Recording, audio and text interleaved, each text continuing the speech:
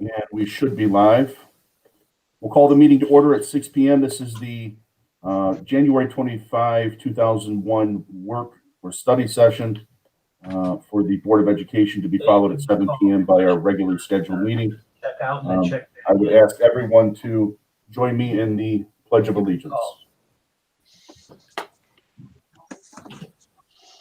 I pledge allegiance to the flag of the United States of America and to the republic for which it stands, one nation, under God, indivisible, with liberty and justice for all. All right, thank you. Mr. Dowski, roll call, please. Mrs. Filipiak. She is not with us at this time. Mr. Klein. I'm here. Mrs. Lukey. Here. Mrs. McDonald. I'm here. Mr. Martin. Here. Mr. Miller. Here. And Dr. Warren. Here. Thank you. All right, thank you, Mr. Dowski. We'll look for approval of our January 25, 2021 work session agenda. So moved. Second. Okay, been moved and supported. Any discussion? All those in favor say aye. Aye. Aye. Any opposed? All right, thank you. Motion carries. Mr. Darga, board work session, we'll turn it over to you. Very good. First off, welcome everybody. It's always a pleasure to have you guys join us, as well as those in the audience this evening for our work session. I'd like to introduce, we've got a couple of guests with us this evening. I'd like to introduce Dr. Leonard Razmirsky. Dr. Razmirsky is a Superintendent Support Administrator with Wayne RESA. And we also have with us Mr. David Pernow. He is also an HISG Toolkit Consultant, and he is joining us at this time. Dave was having some technical issues. Hopefully we're able to resolve that. What I'd like to do is at this time, I know we're short on time for this presentation, so I'm going to go ahead and turn it right over to Leonard and Dave. Welcome to Allen Park, gentlemen. Thank you, Mike, and thank you, board members. We're very honored to be able to join with the Allen Park Board of Education and Superintendent. And I will briefly explain about the program after we do an introduction. So in a sense, who are we? Dave, are you on the line? Can you hear me now? Yep, we can.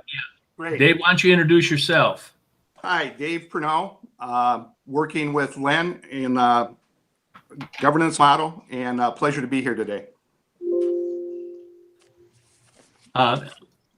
You may want to give some of your background, Dave. I'll tell you what I'm going to say. Okay, go ahead. My experience, just to be fully transparent, I was a high school teacher, all in Michigan, middle school teacher, principal of the psychiatric school at the University of Michigan Health Center, executive director of special education for 15 years in Northville, and I concluded my formal career as superintendent in Northville for 20 years. And for the past 8 years, I've been with Wayne County RESA. Dave? Yeah, hi. I'm a retired superintendent, 43 years in education. I started as a second grade elementary teacher and then became an elementary principal, moved up to assistant superintendent for curriculum, and then became superintendent of Brighton area schools. I was there for 6 years. Superintendent of Rochester Community Schools. I was there for 5 years. And then finished my career in Elmhurst, Illinois, as the superintendent there for another 5 years. So in total, 16 years as superintendent. Very good. Thanks, Dave. And before we get into it, on behalf of Dave and Sue Servalik, who's also a team member, and Sydney Malik, who is our fourth team member from the HISG program, we want to congratulate the board and acknowledge your wonderful work. As we know, in our state, January is the Board of Education Recognition Month. And from experience that I know Dave and I have had, as has Sue and Sid, you all are misunderstood in the roles you have. So we are deeply appreciative of the fact that you would step forward for your community and do these jobs that are really not the most sung heroes, if you will, at times in the community. And I know you're really reaching out to do some good things for the school district. So let me briefly explain how we got into this and what does HISG mean. You have in the brief packet we gave you a hard copy of the High Impact School Governance Program.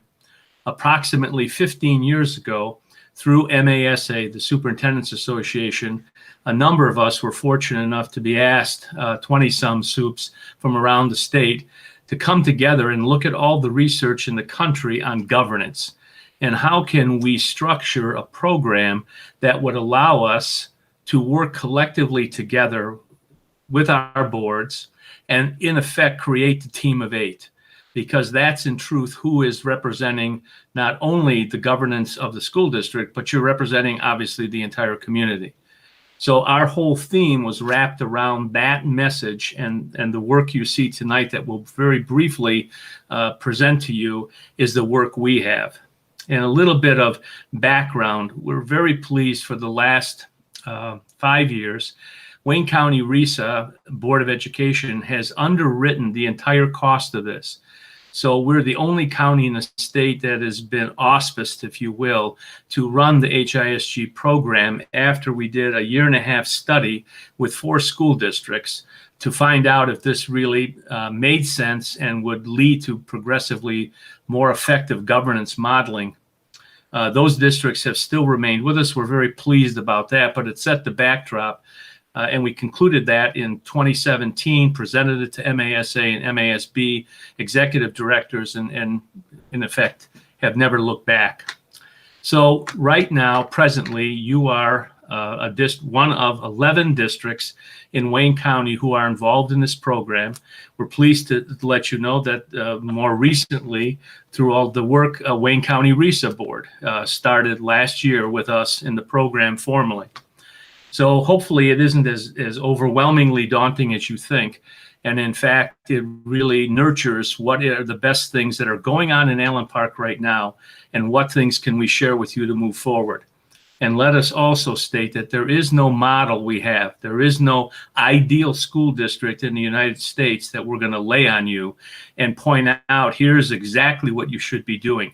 We have a significant database of information on any one of the vital behaviors, which we'll get into, but really it has to be the Allen Park Public Schools, the Allen Park Board and Superintendent team of 8 modeling as you see the best way that you're leading the district. So there is, again, nothing other than the information we've received to share from other districts to share with you as appropriate when we get to those items.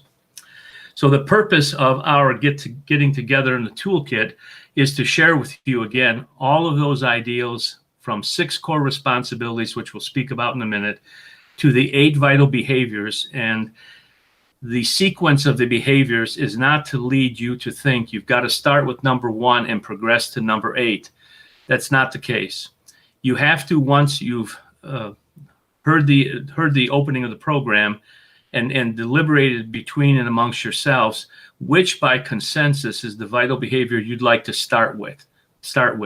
I can tell you the boards have started with number 4, gone to 2, started with 7, gone to 3, started with 8, went back to 1. It all depends on how you see the bank of information we're going to share with you and make available, and then to offer you critique on the work. And again, it can only be your work. We're not embellishing some other district's work on you, other than if some district has a great idea on how to write better codes of conduct or better board policy and procedures, we will be glad to share that. But it is only your work that we're responding to point out to you some of the areas that we would offer suggestions to. All right. So we have 4 booklets. You don't have them because we've ordered them again through MASB. They're all from MASB. And the booklets, one of the booklets was just finished being rewritten. And we are hopeful that this week, in fact, the booklet will come in, and then we will get them to Mike so you will have your own copy of all four. We feel very strongly that these four, done by the Michigan Association of School Boards, is a great selection of books. You probably all have seen them or maybe have already read them, but we find them to be a good cornerstone on what work we're doing with HISG, and it's a match for the work that MASB is doing on a much more statewide basis. So with that, let's, Dave, can you jump in on anything else I might have missed?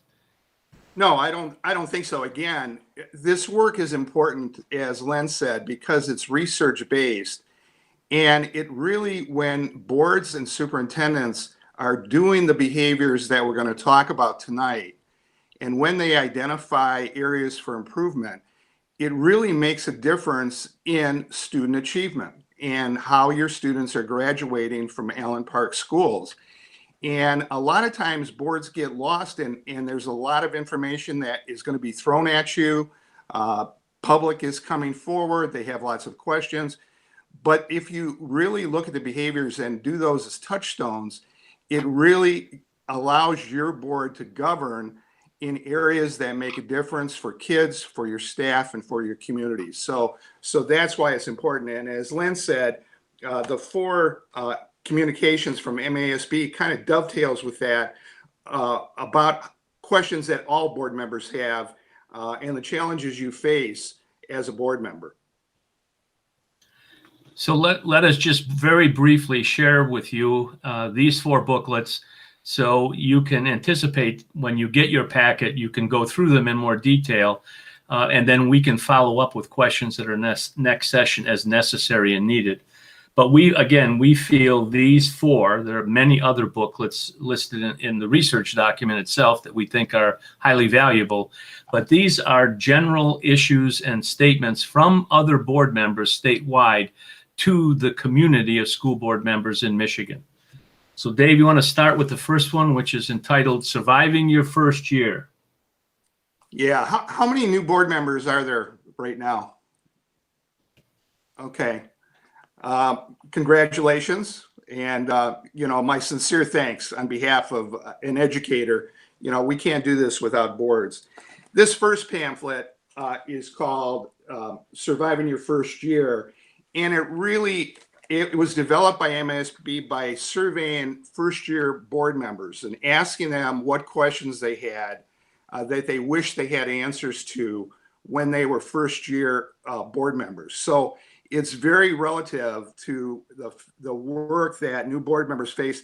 And even if you're an experienced board member, touching base on a document like this really helps recenter you and say, oh yeah, I forgot how important that piece is. And it's going to be important to do that.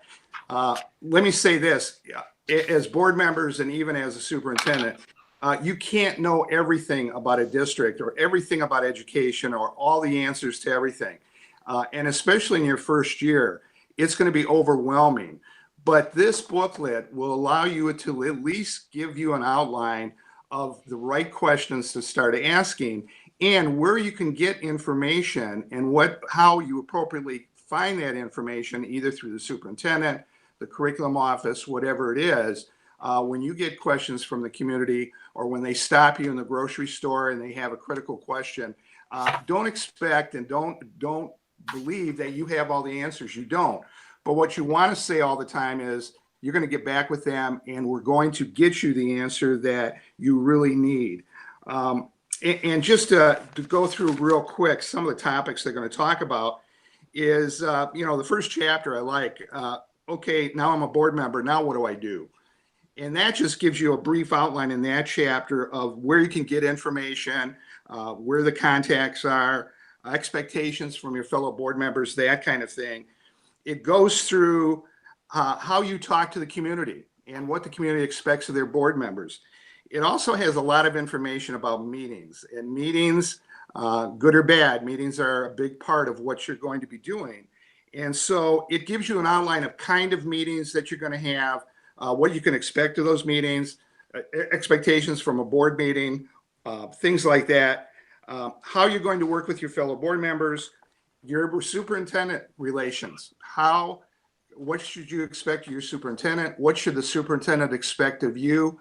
And that's critical. This governance model that we're going to present tonight is a critical piece of how you have a positive relationship that really makes a difference for your school district. A chapter on school finance, always a big issue. And finally, how you interact with the community and how you might think about how you're going to communicate with other community members when it comes to Allen Park Schools and how you operate. Len? Yep. Second booklet, again, we'll just show it to you. This is the one that was rewritten that we are just receiving, we believe, this week, the updated copy, which is very important.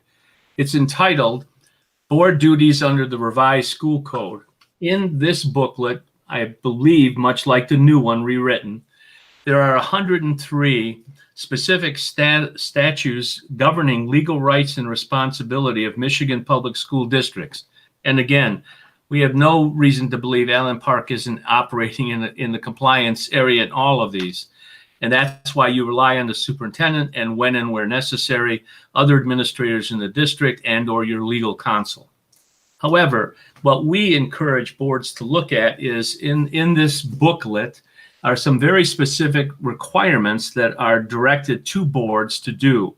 And one of the ways you'll note that is any one of the codes here in this booklet where it starts off with the word shall, in those sections, the code imposes a duty on the school boards. So it's not something that's optional, it's what you have to do.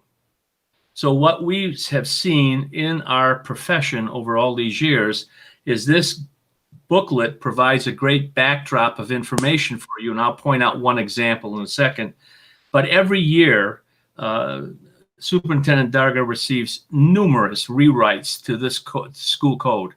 And in turn, so do all the other districts receive the same thing. So it's quite the quagmire of documentation and information to follow. But we find that, again, under the governance model, not that any one of us is an expert in any area, but at least I know in this instance, if I have to look up something I'm being cited on or directed to do, I at least know I've got a booklet and then resource help in the district, the superintendent, legal counsel to go to if necessary. Let me point out one that we've heard from other boards that seem to have not been well grounded in their thinking. And that's it's code 380.1267. Each is coded in that fashion. This one is called competitive bidding. And every year the state issues a new level of competitive bidding floor.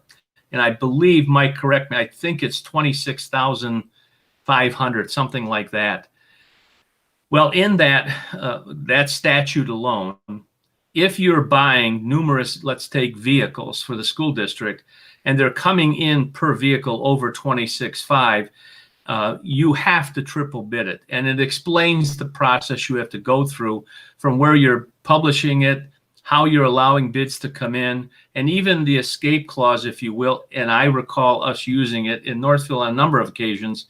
We didn't necessarily always take the lowest bid because we vetted out the information on quality and longevity of the item we were purchasing, as opposed to always and only the cheapest bid. However, in pointing out that one as one, in the back of the booklet, which we always want boards to be assured of, is that in the last page, it speaks about violations from the state. And yes, if there are violations, and there have been some major ones, districts receive a penalty. In fact, it's written there, there's in two of them, it's a misdemeanor. And in one, it can be a felony. Well, after a while, when you get into some of these, it's not, if, as the saying goes, it's not a minor thing to avoid or not pay attention to. But again, I believe your district has great advice and great knowledge and the best skills in front of you. It's just a matter of making sure everyone is working in the same vein of information. The third booklet that we just received, and it's the 13th edition of the Open Meetings Guide.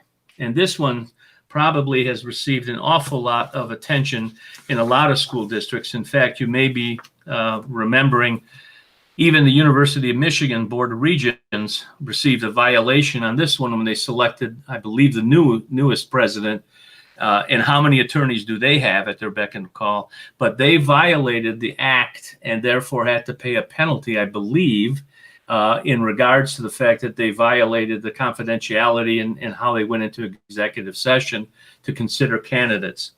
So there are 11 specific areas that are considered legitimate purposes for going into closed meetings, and it spells out the details in this booklet, and we'll, again, be a little more detailed with you when you have your copy. And the last one deals with a communications guide for school boards. Yeah. And the communication guide is important because you are a critical piece of the district's communication process. And there's a couple of things that are interesting to think about. The latest statistics I saw that the percentage of your community that has kids in the school is about 20%. So there's a vast number of individuals in your community that have no kids in the school, have very little contact with the school district, but they usually know who their school board members are, and they look to you as the people that they can trust to talk about the schools. And it's important that you think about how you're going to communicate with your public and both internal and external stakeholders, and what message do you want to bring to that community. And, I think it's important that boards get together on occasion and talk about some of the challenges that you face, because the other thing about the media right now is you have lots of sources that people are looking for and are listening to. And you have to think about how your voice is going to get out there as a school board to represent Allen Park Public Schools. And quite frankly, you're going to have to combat some of the negativity that is out there about public schools, about public education. And certainly right now, with all the controversy of whether schools should be in session, not in session, it's important that I think you talk about the transparency, how districts are arriving at that, and how you go about making sure that the public understands some of the rationale of the decisions you're making. They don't have to agree with it, but I think the public does appreciate when a district and a public figures such as board members are transparent and are willing to talk about how they come to those decisions and what kind of challenges you're facing and how you're positively going about making sure that kids are learning in Allen Park. And, it's one of the things you always go back to is we're about kids and learning. And I think for most people, that's what they want to hear. And if you're making those decisions in that best interest, I think for the most part, the public is going to be acceptive of what Allen Park is going to be doing, or any district in the state, of what you're trying to accomplish.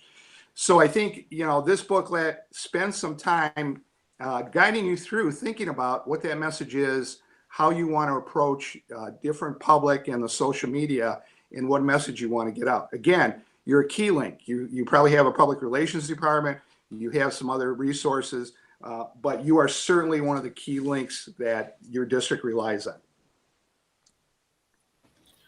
Are there any questions? I know we rifled through this agenda item number 2 quickly.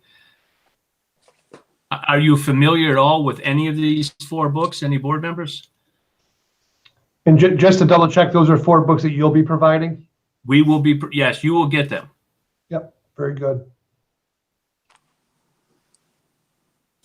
All right. I do have one question. Sure. First, just a comment. Can you make another booklet about, you said surviving the first year, about surviving a pandemic on the school board? Yeah.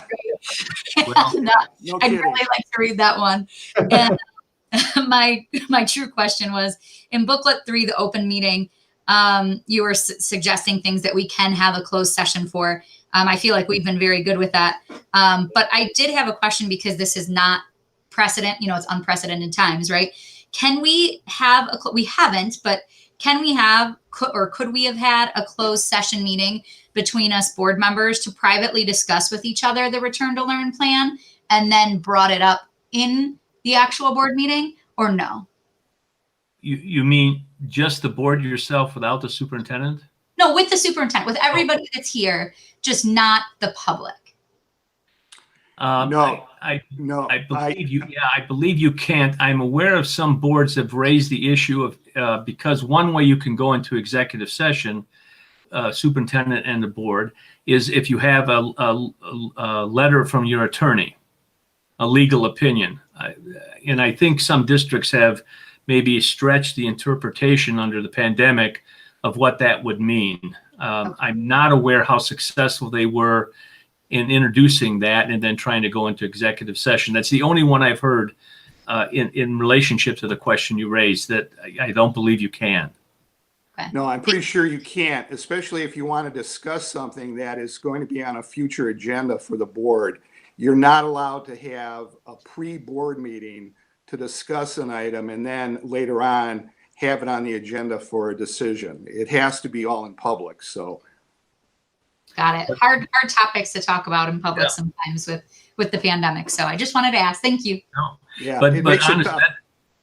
that's a very good question, and that's kind of the essence of what we get into with school boards on very specifics of issues for their district. So then in our study sessions, which as you know are open to the public, we're in a somewhat privileged position that we can share all kinds of information that's not private, if you will, or a HIPAA requirement. And we share honestly what we know and what we've seen work and how that can work. So don't lose sight of that thinking and that idea, because that would be very helpful. All right, if we can move then to number 3, the toolkit, and I believe you all have a copy of our 24-page document in your packet. So let me just highlight again the essence of this research and what we've done in designing for so many people, the relationship around this team of 8 concept. And on the last page, you can see the basic area of documents, books, and research work we've gotten involved with to study this concept. So as opposed to just saying out of thin air, we came up with this. I can tell you that is far from the truth. The issue is that so many folks have been involved. Our team here in Wayne County, we even spend time to rewrite and redesign some of the areas of the core responsibilities and aspects of the vital behavior, and we'll share that with you. But just again, very briefly, put it to your mind of what we would be doing. On page 1, it lists the 6 core responsibilities that is the essence of this work. And those are clarity of mission and vision, educationally sound goals and strategies, vigorous educational performance monitoring, sound fiscal and resource management, external and internal stakeholder relations, and effective human capacity development. And we would dipstick further in depending on your questions and your areas of concern. The essence of this, again, of this toolkit is surrounding around the 8 vital behaviors, and Dave will get into those in just a minute, that align well with the 6 core responsibilities that all center on high-functioning governance work in our world of education. So one of the things you will note in here is that the rationale for the toolkit on page 2 is a direct linkage, scraping away everything else. It is the student achievement must be the means by which any board, superintendent, governance team measures its success. I mean, you can scrape away a lot of other things. You can add a lot of well-intended, meaningful things.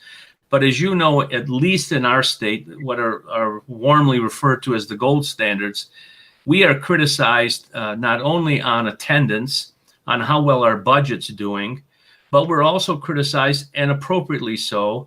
Well, what's our academic achievement scores? How well have we been doing through the old MEP, MWEA, SAT, ACT, graduation rates, etc.? How well have are we doing in those categorical, or if you will, gold standard areas? That's the measurement that school districts are pitted against, if you will. Like it or not, that's the lot in life we're in. So the question we ask every board when they're looking at things like that lead into the vital behaviors, what are the most important areas that you want to be sure you're on top of and are performing to the best ability you have? And if you're falling short, and we'll identify how, what steps will you take to then ensure that you will be successful in that area? So this work is very challenging to maintain those 6 core responsibilities in front of you at all times. The document you have in front of you, if you're looking at page 3, there are the 8 vital behaviors that Dave will mention in just a minute, and then how they weave. As I said, there is no you start at number 1 and you have to go summarily through to number 8. That's not the case. However, each one of them is designed in the same fashion. Each has a definition for each behavior. Secondly, each has a description of developmental phases that lead to high fidelity exercises of those behaviors. If you will, in our original work, it was listed as basic, developed, and extended. If you're looking on page 4 under vital behavior number 1, we have found over the years that more easily understood is good, better, best. And we will point out, depending on the areas you want to start in, how we have information that you will provide us and what category might that fit in. Again, it's your work, not some other district's work. So that's the second common area in each one of the defined constructs of vital behavior. The third is we offer examples for both the board and superintendent and strategies and action for each behavior. You see that example again on page 4 under vital behavior number 1, where there's strategies for both of the team. The last of each one is each vital behavior has quick start superintendent and board tips. And that is to ignite the efforts on what the board wants to do and how it can get started. And then we have a bank of information in each one of them that we have been afforded the information through our work with all these other districts around. So now let me turn it over to Dave to get into all 8 of the vital behaviors. Yeah, if you're on page 4 again, looking at page 4, I want to go back to the developmental levels just to point those out, because I'm going to talk about behavior 1. But as we go through this, one of the things we're going to ask you to do as a board and come back at a future meeting is to decide where you think you are as a school district in each one of these 8 areas. And when you look at the developmental levels, as we go through these, think about where you think an honest evaluation would be of where you think Allen Park is when it comes to some of these areas of developmental levels on each one of these. And in future meetings, what we're going to do is ask you to come back and come to consensus on which one do you think is the one you want to work on. And thinking about where you are as a board and as a superintendent and as a district in these will help you identify some areas that really may need improvement. You may be doing great and are best, better, but not quite best on certain areas, and that's where you want to be. Or you may want to look at one of these behaviors and say, you know what, we're barely scraping basic, and we need to spend some time looking at basic in this particular behavior because it's important for us to look at. So that's kind of the framework we want you to look at. I'm not going to spend any time on strategies, actions, or the quick tips because that's something for later. But just so you know, probably what your homework is going to be is to think about these 8 behaviors and where you are as a school district. So the first one is vital behavior number 1. The board and superintendent demonstrate a shared understanding of commitment as to why they do and how they govern the district. And this is really a basic question of, why? Why is Allen Park Schools? What is our mission? What is our vision? Does everybody understand the vision, the mission and vision? And are we all striving to move in the same direction with why is Allen Park here? And we are adhering to the mission and the vision, and we all have a common understanding of what that is. I think the second part, and that's where it comes into the best part, is and do we think about resources and allocation in order to achieve that? A lot of times in districts that I have worked on, we did not spend a lot of time on saying, okay, if this is an area we want to improve on, what kind of resources are we going to need in the next year or two to improve that? A lot of times we would honestly skip that piece and then come back and say, well, wait a minute, we needed either personnel or we needed funding or something needed to happen to support that effort. And a lot of times we would skip that because we developed a budget and in our development of this issue was way behind when the allocation was made. So we try to allocate both at the same time. We would set our goals and then we would go to our budget committee and say, okay, this is what we're going to need. Can the board come to consensus on that allocation for improving in that area?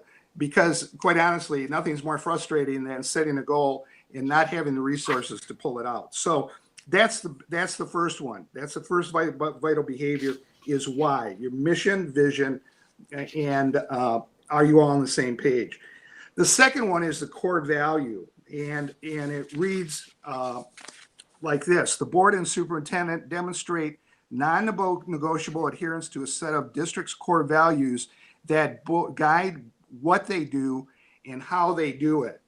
And again, it's important that the board be on the same step when you talk about core values, because you're going to have a lot of issues come forward. And as you already talked about, the pandemic has generated just a whole new host of challenges for school boards. But if you have developed a strong core value of what your district is going to operate like and how the board is going to operate under all of these circumstances, you get consistency, you get a strong message to the public and your stakeholders, both internal and external, that we are always going to operate this way.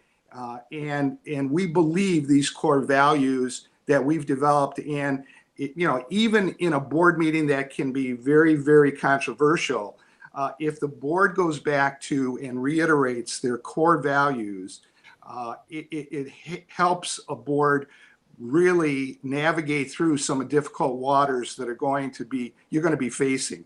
And so you always want to go back to, what do we believe as a school district? What do we believe as a board? One of the issues that I worked with one of my boards is during public board meetings, which you don't have in the public anymore, they're all Zoom. But how did we treat people that came to the board, even if they were members of the community that really disagreed with us? Where were we respectful? Where did we give them the message they would value their opinion? Not that we always agreed with them, but that we really wanted to hear from them. And we were lacking that for a while. So one of our core values was we want to hear from our public, good or bad, and we're going to treat them with respect and understanding. And the whole tone of some of our board meetings changed that way because it really allowed the board to take the lead on how civil our board meetings were going to be, even when some people came in that were just very, very angry and really wanted to give it to the board and the superintendent. The third one is the board and superintendent develop and maintain faithful adherence to the governance model that align with the YN core. So again, once you identify your core values, do you govern as a board with your superintendent that goes back to those core values? Are your policies, are your procedures, are your guidelines in alignment with the core values that you believe with? And in that governing model, how do we know we're doing that? I think you have to do some outside assessment. You have to ask the public, ask your internal stakeholders, staff, teachers, how well are we consistent in the core values that we espouse, that we believe in? Are we consistent with that? And does the public understand that? And if not, again, that's an area you may want to look at and assess. Yeah, you want to look at indicators for progress monitoring. How well are we doing? And again, if we're not doing well, that's okay. It's continuous improvement. We're going to put some resources and we're going to put some time in to improve that area. Number 4, the district has a plan of student success, a student success model that the board and superintendent routinely monitor and plan for success using multiple sources of evidence. How do we know what we're doing? And how do we know we're being effective and we're accomplishing what we want to accomplish as a school district? And if you're not out there evaluating all of these areas, you don't know. You don't know what's working. You don't know what's not working. if you implement something and you decide at the beginning of the year, we're going to change some policies or procedures, or we're going to do something a little different, it's important that when you discuss that, you also discuss how you're going to monitor it. How are you going to evaluate it at the end so you know what is going on? One of the examples I remember in one of my school districts, my first year as superintendent, I hosted community coffees. So I would go around the community and coffee shops and at schools, and I would invite the public in to talk about their experience with my school district.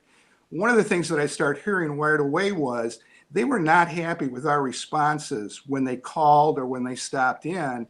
They felt like sometimes no one would get back to them. They felt like sometimes the secretaries were rude. They wouldn't give them the time they needed to ask questions.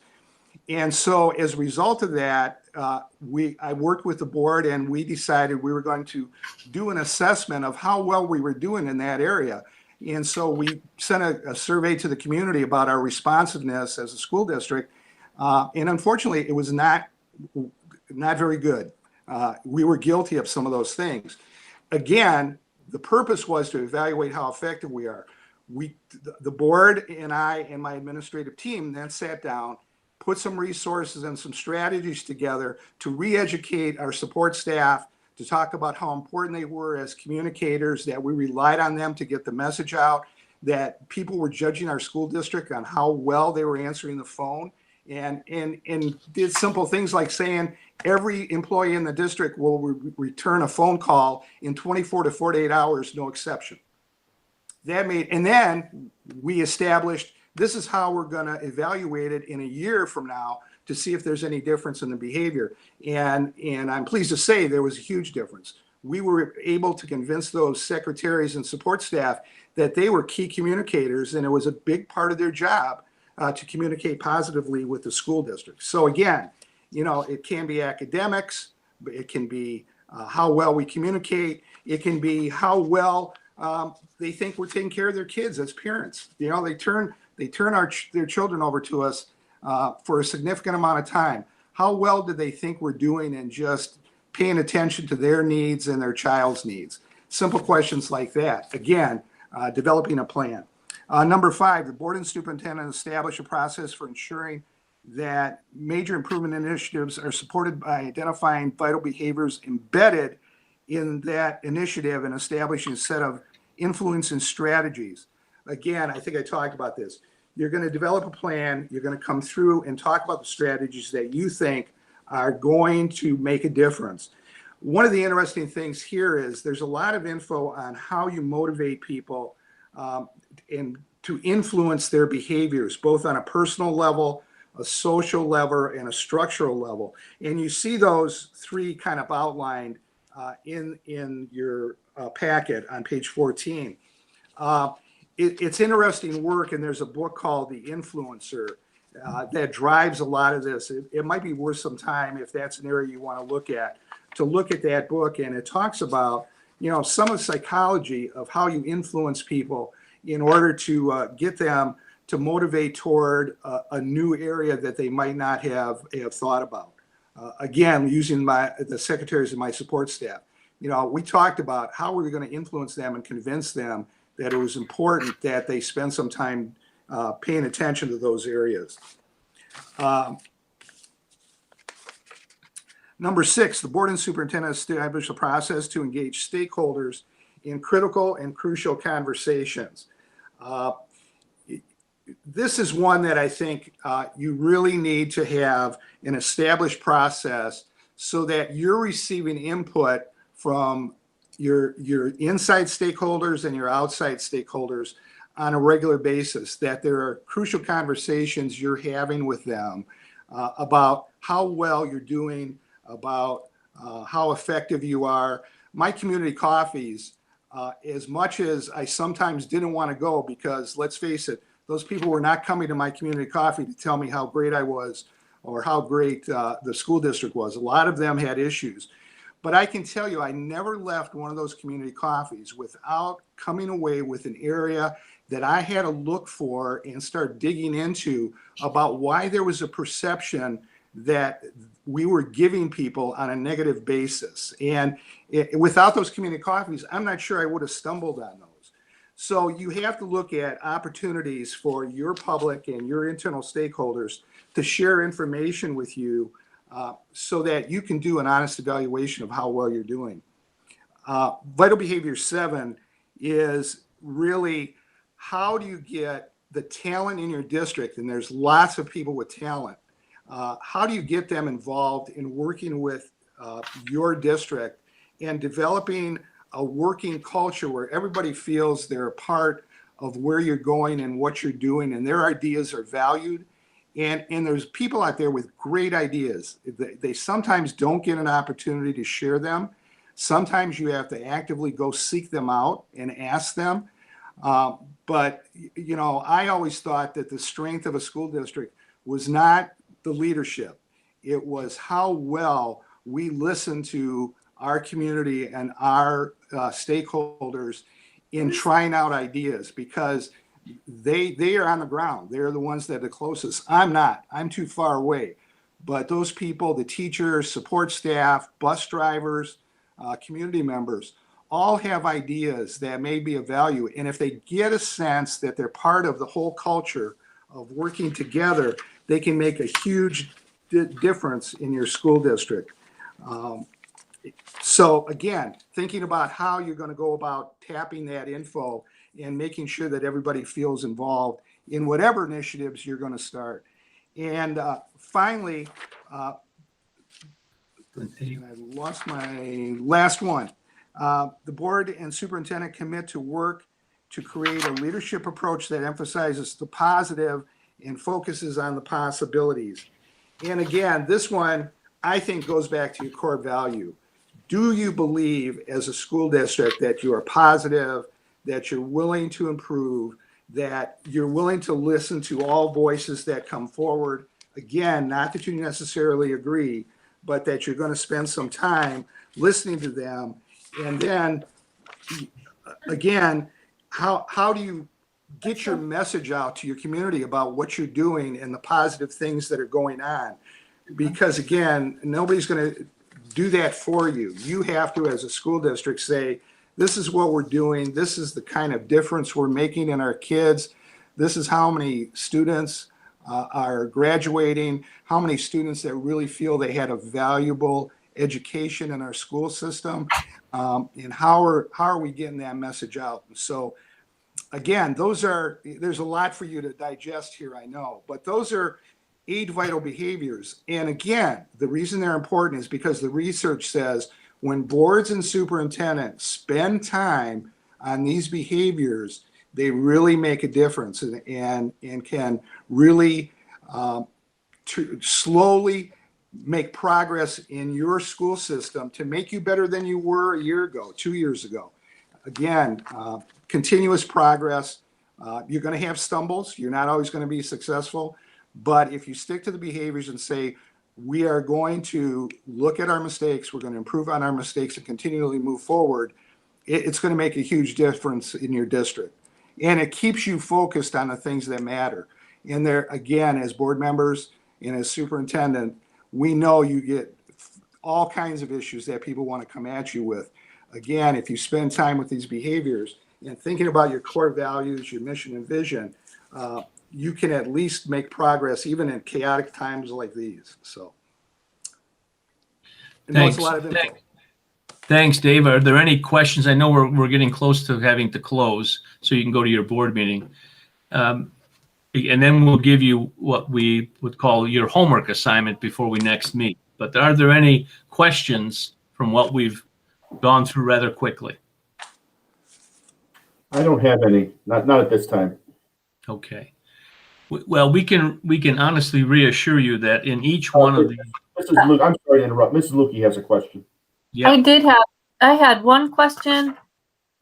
When you said you would host the community events, like with the coffee chats, Right. did you have a successful turnout? Yep. Yes. Yeah. And I mean, it wasn't free over. coffee? Sorry. Well, it depended on what the hot topic was for the month. If there was some controversial issue, yeah, I would get a lot of people at the community coffee.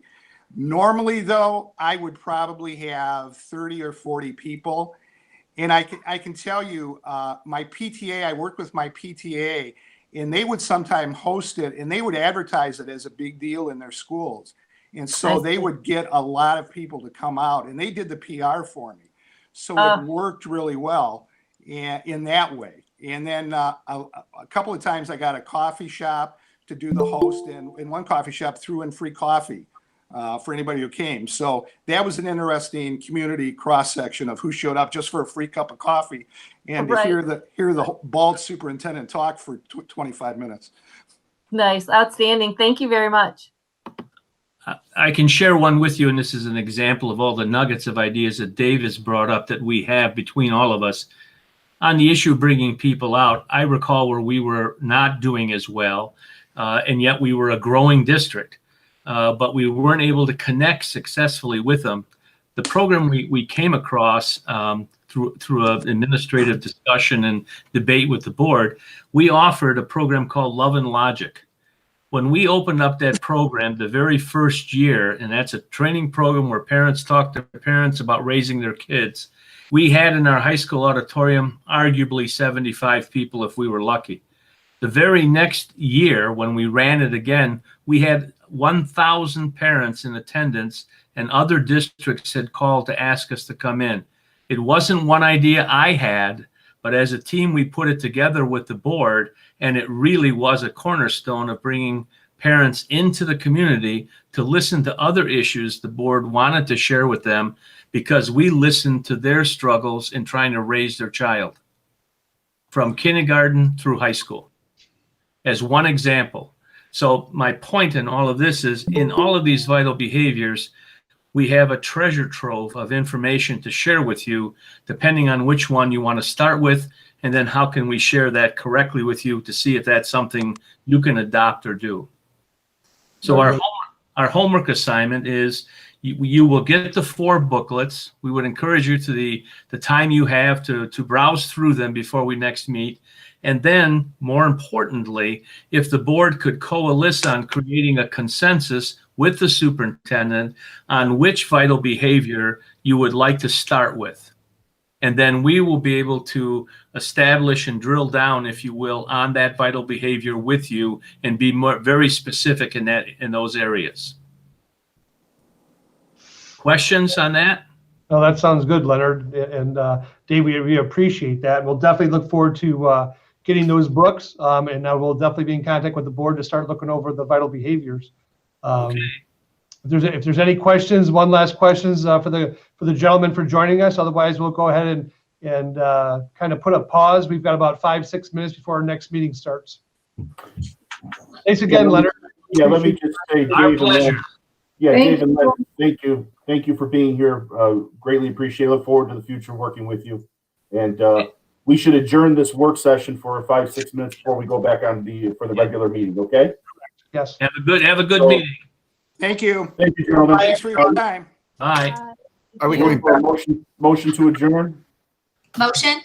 Second. Second. All those in favor? Aye. Aye.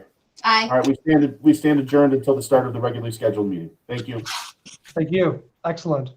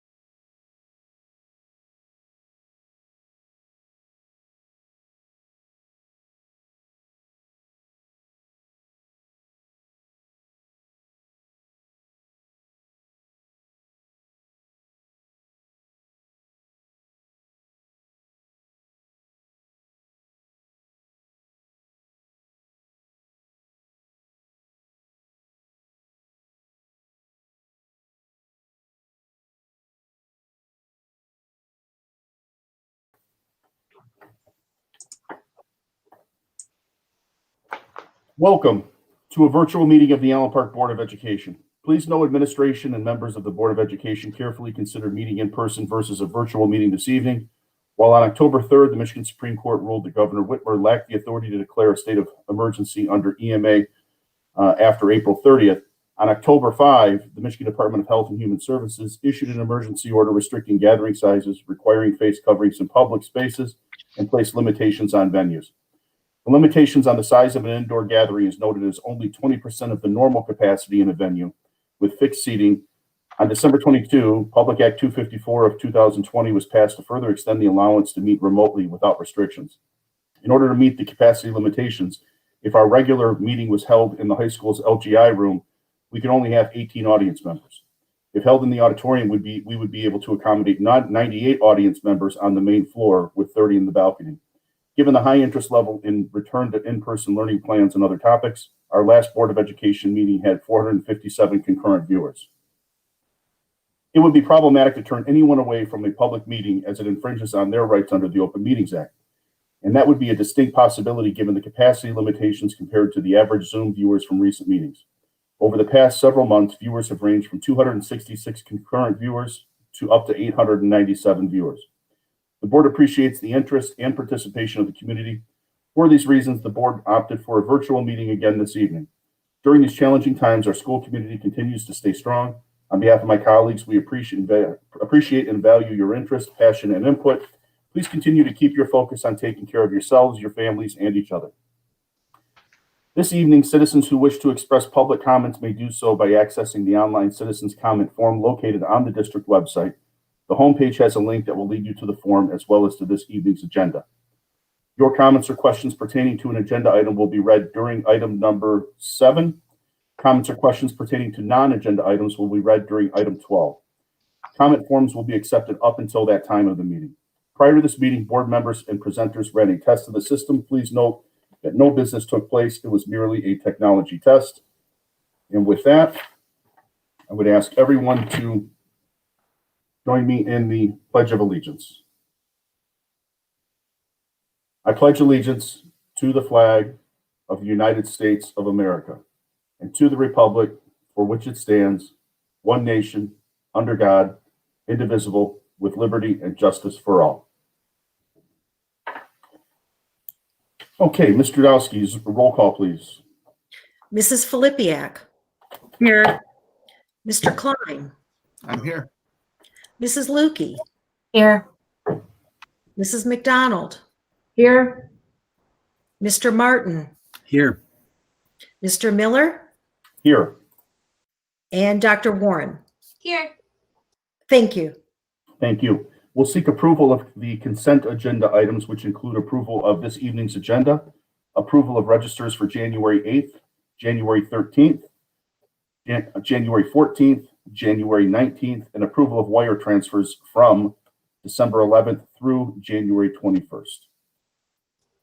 Motion. Second. Been moved and supported. Any discussion or questions? I do really quick, Mr. Miller. I know we're not approving last week's meeting minutes, but I just wanted to clarify a statement that I made in the board meeting last Wednesday. When I referred to the 91% of the teachers that would return to school, I understand many of them have apprehensions about returning to school. And please know, I do not take any of these lightly. I was asking this information in regards to staffing. The survey I was referring to was given to 210 teachers. Of those, 167 responded to that survey. The first question read as follows: will you return to the classroom or the building if you do not have an assigned class when the district returns to in-person learning? Of the 167 that responded, 153 said yes. That equated to 91.6%. 14 said no, which was 8.4%. The second question read, will you return to the classroom or to the building if you do not have an assigned class if the district moves to a hybrid option with a maximum of 15 students per classroom? Again, out of the 167 that responded, 157 said yes, which is 94%, and 10 said no, which was 6%. I was referring to this data in regards of staffing and who would return face-to-face. Thank you. Okay, Dr. Warren, do you raise that so that the meeting, the minutes for last week's meeting, when they come for us for approval, are reflected that way? Is that the purpose of raising it? Absolutely. Just so it's reflected transparently and clearly. Okay. All right. Thank you for sharing. Any other questions or commentary on the approval of the consent agenda items? Okay, hearing none. All those in favor say aye. Aye. Aye. Any opposed? Okay, hearing none, motion carries. Item 5, President's Communications. I have none at this time. Item 6, Reading of Communications. Mrs. Flipiak. I have none at this time. Okay. Dr. Tefelsky, item 7, Citizens' Comments that pertain to tonight's agenda items. Yes, we have 2. The first one is from Zena Bagger. Greetings, first and foremost, I would like to extend my tremendous gratitude to all of you. We reached out to Principal Zielinski at Arno and Superintendent Darga to thank them for their dedication to the students of APPS throughout this pandemic situation. And my thanks to board members for your work and dedication to the district and its students. Regarding the Return to Learn plan discussed on the meeting on 1/20/2021, the necessary sterility of the learning environment may serve to help contain potential spread of the virus, but significantly causes a decline in quality of educational experience and instruction. I have a kindergartner who is on the spectrum, and while he did amazingly well during our brief return face-to-face in the fall, the precautionary measures required the classroom to be so restrictive. I feel he is better off in a virtual environment. His teacher is absolutely amazing. She has fantastic engagement and utilizes a great mix of physical work and virtual resources. I don't feel those who are so eager to send our kids back in person are truly taking into consideration the actual learning environment they are going to. After figuring out the logistics of distance requirements, as well as ensuring proper constant sanitation, the amount of actual learning and instruction that is significantly affected. While I have not physically been inside my son's classroom, I have seen pictures and video, and I honestly don't think I would tolerate while having to learn in that environment, especially with a full day of school. It is incredibly difficult to expect something from my 6-year-old that some adults don't seem to be able to tolerate, even simply going into a grocery store with a mask, let alone entire work days. My son is not an essential worker, he is a kindergartner, and while it is not my first choice for his learning environment until social distancing and mask necessity is gone, I feel fully virtual is the safest and most beneficial, at least for my child, as well as our dedicated teachers and staff. Perhaps older students who are more able to tolerate and sustain the sedentary requirements of current face-to-face learning environment would still benefit from classroom instruction. The energy level and natural socialization gravitation of younger learners puts those precautions into more priority than learning. I'm not a teacher, I'm simply a parent, and I'm doing my best to work with the virtual model. While it is not ideal, especially for some families, I'm sure, I would hope to see at least the continuation of the 7-day rolling average at the 5% infection rate rather than 7.5. Thank you for your time. And then the second one is not on the agenda. So that'll be later, although it was pertaining to Mrs. Warren's statement. Okay, thank you. Moving on to item 8, Personnel. Mr. Darga. Very good. Welcome, everybody. Good evening. It's always great to see fellow board members, administrative team, is of course everybody joining us this evening. Personnel, employment services to be approved en masse. We are recommending that the individuals as listed be employed. The candidates were interviewed and recommended by committee. As appropriate, background checks have been conducted. The suggested motion that the recommendations for employment and services be approved by the board for the individuals as presented. Joy Dudley, volunteer wrestling coach, Allen Park High School. Grace Sabo, volunteer swim and dive coach, Allen Park Middle School. Matthew Wilson, volunteer wrestling coach, Allen Park High School. Shayana Yukub, volunteer swim dive coach, Allen Park Middle School.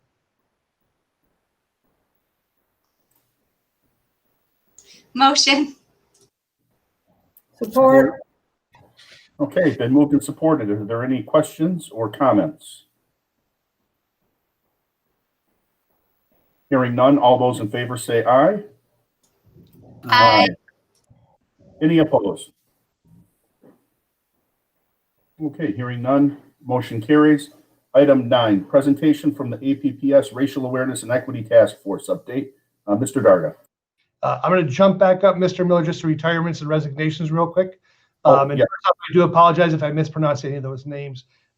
B, retirements and resignations. We have received and accepted the following retirements and resignations. Michael Cipriani, teacher, Lindeman, retirement effective 7/1/21. Paul Griggs, teacher, Allen Park Middle School, retirement effective 1/5/21. Jennifer Hannick, food service, Allen Park High School, effective date 1/20/21. Joseph Rama, teacher, Allen Park Middle School, retirement effective date 7/1/21. William Robinson, teacher, Allen Park High School, retirement effective 7/1/21. And Brian Vicentainer, head custodian, Allen Park High School, retirement effective 1/30/21.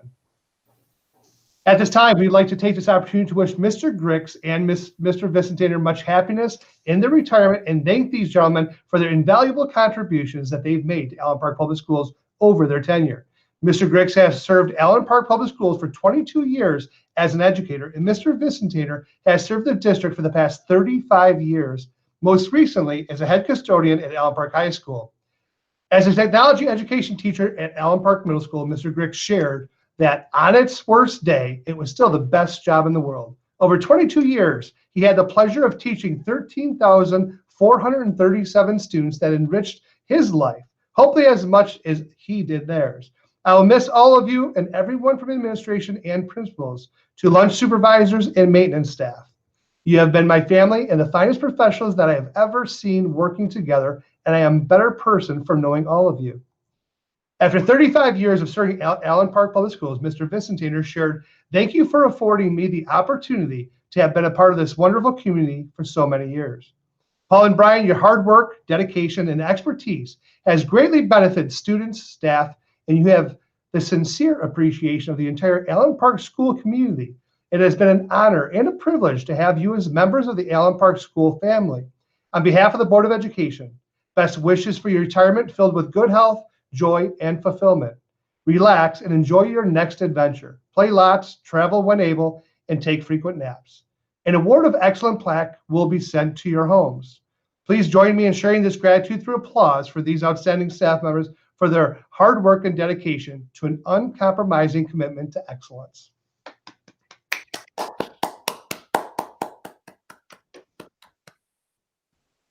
Thank you for that, Mr. Darga. Sorry for skipping over that section. Now we'll move on to the presentation. Very good. And at this time, I'd like to Allen Park Public Schools Racial Awareness and Equity, the RAY Task Force. We have Ms. Sarah Zalay and Mr. Michael Harris with us to join us. We're excited to have you guys. Welcome. And I'm going to turn the presentation over to you. Perfect. Thank you so much. I'm just going to share my screen really quick. Then we should be good to go.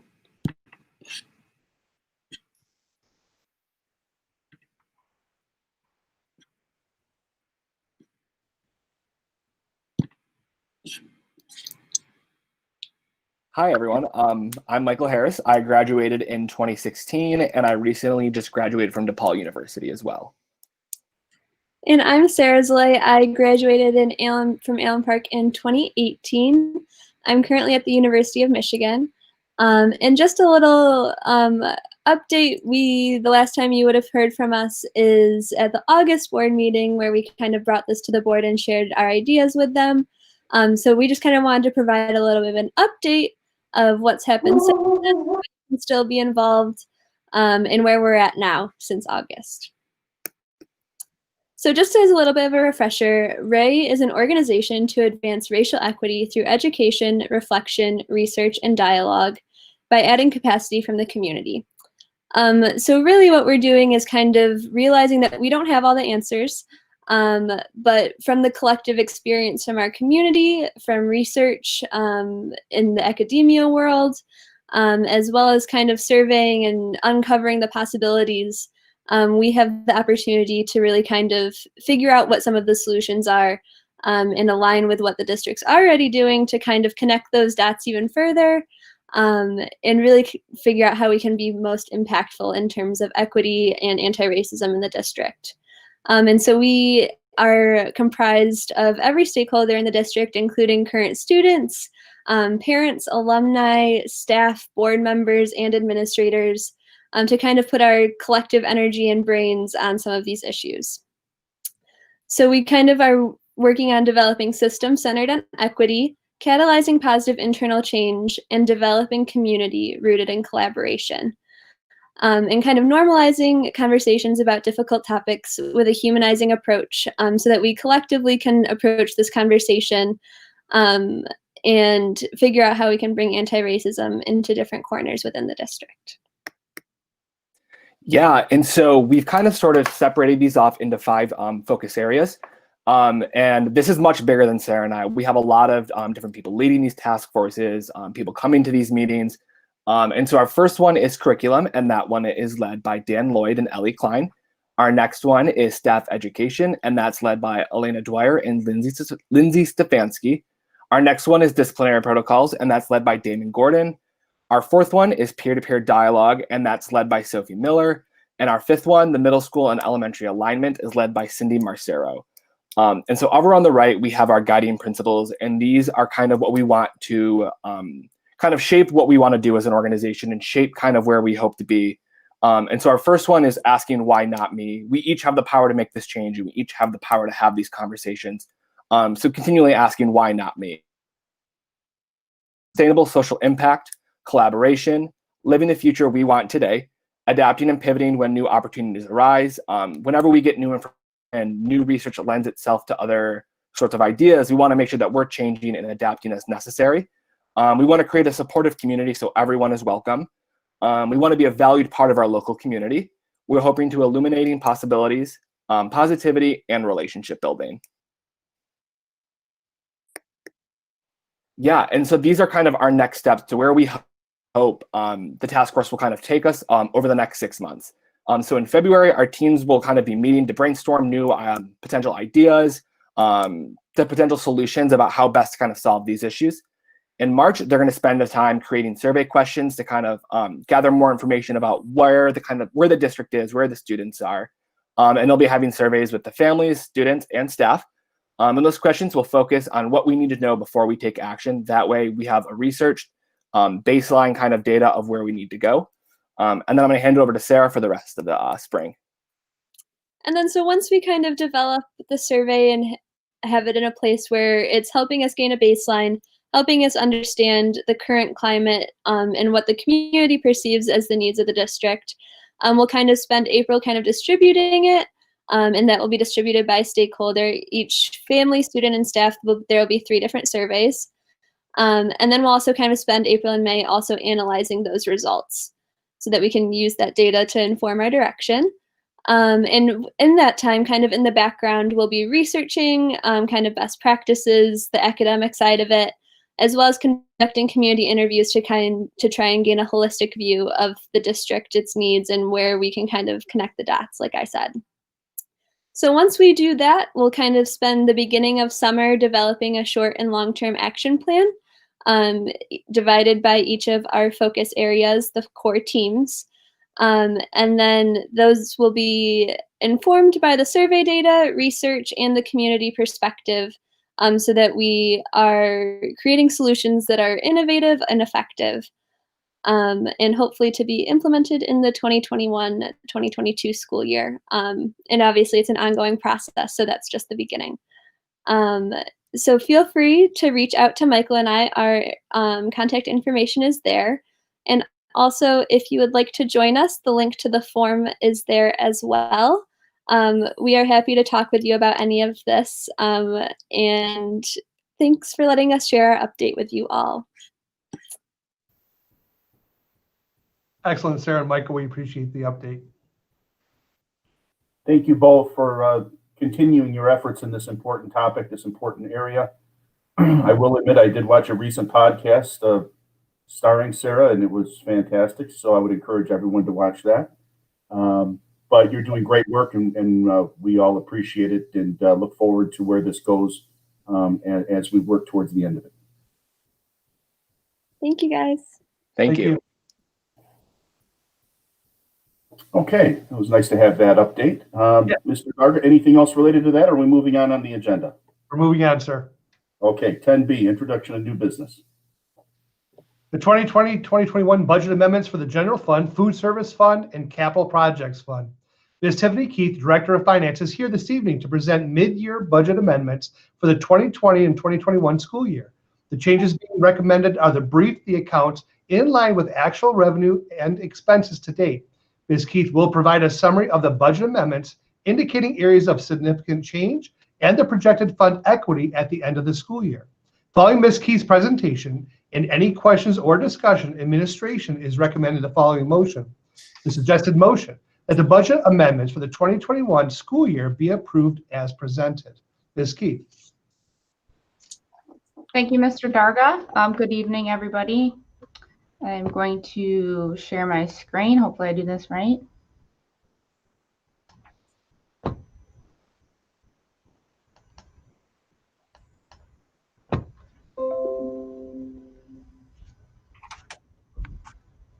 Can everybody see my screen?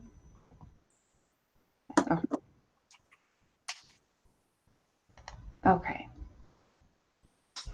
Okay, so this is the 2021 budget amendment for the General Fund, Food Service Fund, and Capital Projects Fund. Our General Fund is our operating fund. This first slide is the 2021 budget amendment projections. Budget amendment projections are total revenue is a little over 41 million. Total expenditures is 41.5 million, which is an operating deficit of a little over 500,000.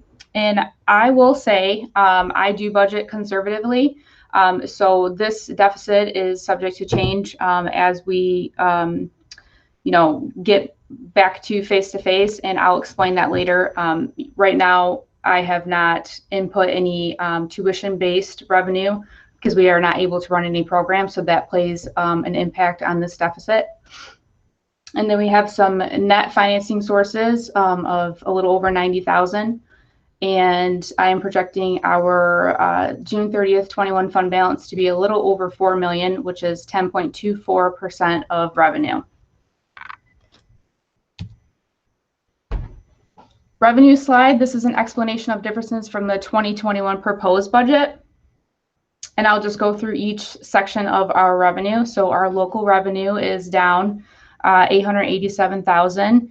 And this is primarily due to the inability to collect tuition from our latchkey preschool. And we have already decided to not collect for athletics due to the pause season for this year. Our state revenue is up over 3 million.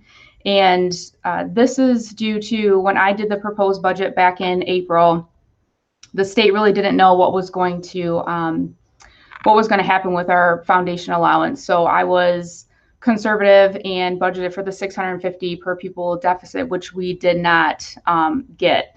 So we actually got a $66 increase, which is a one-time payment. So they call it an increase, but you don't actually get it on the foundation allowance. So our foundation allowance remains $81.34.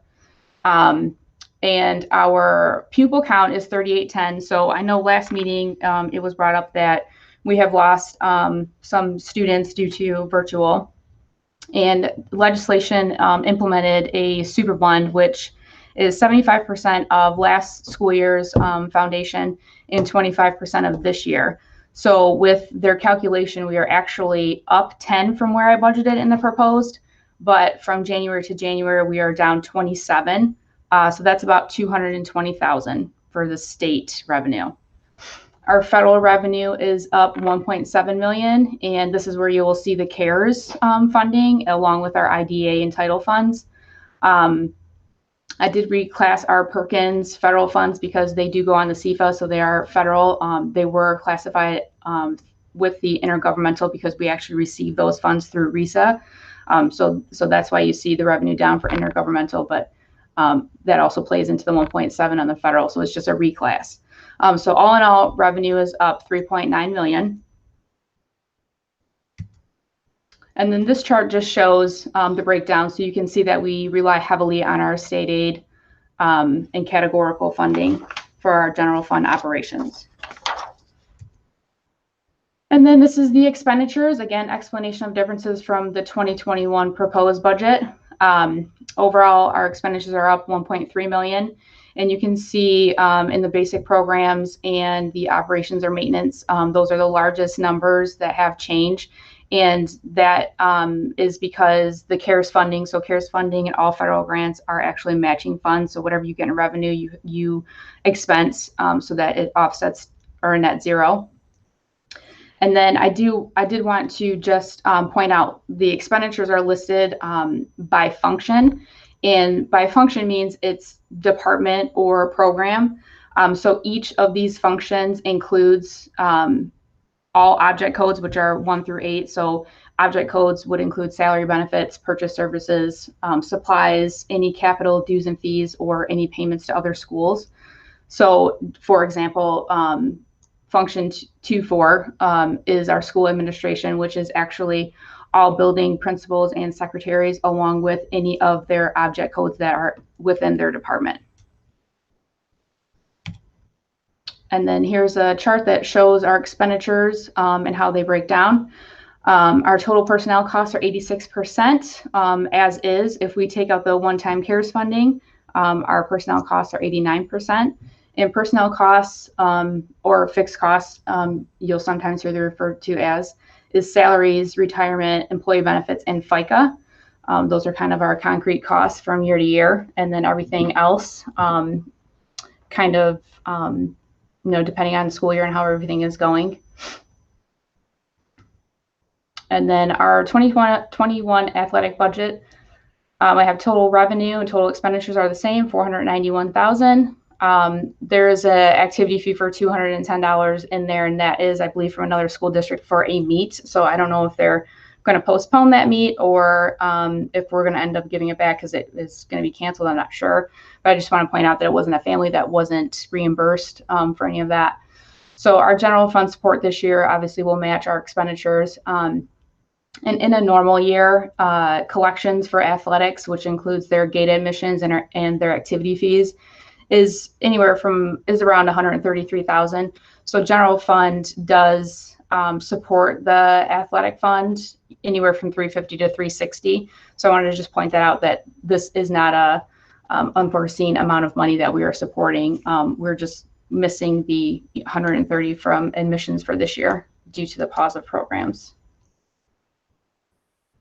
And our food service budget for this year, there's kind of a lot of general fund support. Karen Gobus, our food service director, and I have talked about where her program is right now. Her and her team do have a good plan in place for when we can return. So I have not put anything in for breakfast sales and a la carte. Sales for her program is pretty substantial, and it does impact her fund. So her average 3-year sales is about $506,000 per year. So that would obviously play a huge impact if we're running a normal school year. So with no sales, and then her state funding and federal funding was based on our last claims reimbursement, which was November, I believe, when I did this amendment. Some of the things that will impact the general fund support and the amount would be when we do return to school, the meals served when kids are in classrooms will be greater than what is being served or dispersed with the grab and go. So not every family wants to get in their car and come to school and get a grab and go. So the numbers will increase. As Karen pointed out, when we were in for the 2 weeks in October, her numbers were higher versus where they are today. And then once we return to school, the schedule, I believe, is still going to remain the remote Wednesdays. So her plan is to pass out 5-day meal kits, which would be reimbursed at 2 per child for breakfast and lunch. So those will increase her reimbursable amounts through the summer feeding program. And then when we do return, we can do the a la carte sales and adult lunch sales. So this will all impact her sales and in how that will shake out for the food service year. Capital projects is where we record our enhancement funds. So enhancement, this is our fifth year out of a 6-year millage, so it ends fiscal year 22. The anticipated collections is 1.5 million, and I listed our expenditures to date, which equal 495,000. Funds available for the remainder of this school year are a little over $1 million. And then our fund balance on our audit from June 30th of 2020 was 1.5 million. So if you add the funds available plus the fund balance, then we are estimated to be at a fund balance around 2.6 million. This is the capital projects fund balance and is not included in our general fund balance, which I will show you on our budget summary at the end of this presentation. And I wanted to just throw in a CARES Act slide just so we can review to date. Our ESSER formula funds, or ESSER 1 now, since we will be getting ESSER 2 funds that are new, was 159,000, and we spent majority of that on teacher devices for remote learning. A balance of that went towards our student desks. And then our CRF funds was a little over 1.3 million, and that went to student devices, non-touch and touch screens, along with the Google license for those devices. And there was a small balance that was used for student desks as well. And then our 1023 funds, district COVID costs, are 47,000. That was basically for any kind of cleaning supplies, PPE equipment. This account is growing, so we are technically over on this, but I'm just kind of keeping a tally of where funds are for any COVID related costs in hopes that we were going to get more, which we recently found out that we are getting ESSER 2 funds that I believe we can use those funds for anything that we've purchased since March for COVID. And then we did get CCR, which is Child Care Relief Funds, and that is for our latchkey and preschool programs. We did receive 26,700, and we'll be able to spend that on COVID supplies and salaries and benefits for those programs. Our ESSER 2 funds, which are new, we do not have a grant notification yet, which means it's not available in our systems to utilize or draw down. Estimated allocation is almost 800,000. Once we get that, we will certainly let everybody know, and hopefully it will be that amount or even more. And then this last slide is just the budget amendment summary. So total revenue again is 41 million, total expenditures 41.5 million. Transfers in is the support of debt fund from last year that we're recouping, and then transfers out matches the amount that I am anticipating for supporting food service. So that's a net change of 459,000, which would take our fund equity to 4.1 million or 10.24%. Okay, thank you, Tiffany. Anything else on that presentation? No, just my question slide. Okay, yeah, I'm sure there'll be some. We'll round robin that. Okay. Before we get into the discussion and question period, does anyone want to put the proposed motion forward with a second, and then we can do questions and answers? Motion. Support. All right, it's been moved and supported. Let's take our time, go around for any questions that anyone may have. We'll start with Mr. Martin. I kind of had a feeling I'd go first on this one. So Tiffany and I chatted about this for over an hour on Friday, and I think she's done a fantastic job. My feeling is, if I look at the slide prior to the slide 11, our proposed fund equity was 3%, let's call it, through 6 months of expenditures and revenue. With conservative spend, we're at 10, meaning conservative expenses, meaning through Tiffany's eyes discussion, these expenses may be a little high, which is the absolute correct way to forecast. You don't want to shoot yourself in the foot. So I look at this as good news, considering we came in at 12% in the prior fiscal year. We're on pace to 10%. And potentially higher. We talked about some of the revenues that we're getting for the CARES Act being offset by maybe some of these higher expenditures. So I think we're in very good shape coming off of being in a pandemic year with lack of some lack of revenue and sources that we've received. So I think it's good news all the way around. I wasn't here when the proposed budget was put in place, but I think again, Tiffany and I spoke. That's being conservative, not knowing what laid ahead was the absolute correct way to go. So, great job to Tiffany. Thank I you. do have a question on slide 9. You can still see my slides, right? Yep, I think it was slide 9. Okay. So if we go back to the capital budgets, we said that millage lasts through the end of 2022. And if I'm understanding this correctly, we have $2.6 million left. And just through my understanding, that has to be spent by the end of 2022, correct? No, it does not need to be spent. We just book it here. That was board voted on when we first got the millage 5 years ago. And the 2.69 is basing if we don't spend any more of this 1.5 or the balance that we had in there of 1 million. So it does not need to be spent by fiscal year 22. That's just this enhancement millage. So it did get renewed. When we start getting the renewal, it will be less because I do believe that charter schools are going to be included. So I think instead of collecting 1.5, it'll probably be around 1 million, maybe 1.1. So we definitely don't have to spend it.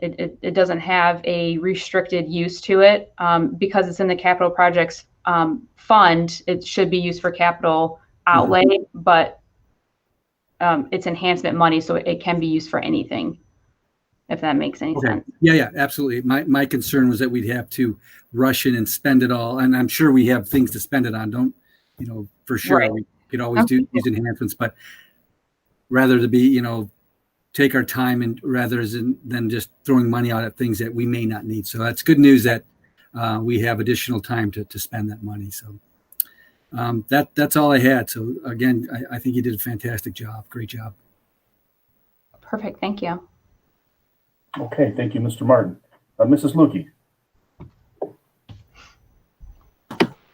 Very detailed, and thank you very much. It's a great presentation. Regarding the food service and budget estimate, the deficit you mentioned, is that because reimbursement hasn't taken place yet? Like, will that end up washing? Or I didn't know if that was a deficit on paper because you had mentioned reimbursements. So we have gotten reimbursements. I do believe Karen has requested December's, but that's usually a small reimbursement anyways because of Christmas break, winter break. So this is a large number, and general fund does not typically support food service in this amount of money. Food service is very much self-supportive. If not, it's very minimal that general fund supports them. Majority of their loss is from sales. So from kids, going in, buying breakfast, lunch, and a la carte. So that's where a lot of that is happening. Because we are being reimbursed from the Federal Reserve and they have declared all kids eat free this year, we can't charge kids, plus they're not in school. So I'm guessing when we do get back, those numbers will increase at what we can reimburse because, you have 3,800 kids in the building. And I know they're all not going to want, lunch or breakfast. They may bring lunch or breakfast, but your numbers are going to grow because there's more kids there to take food home versus the distribution that's occurring from getting in the car and picking up. Okay, thanks. And just for clarification, could the acronym ESSER, could you just let everyone know what ESSER stands for? Yeah, let me see, I have that somewhere, hold on.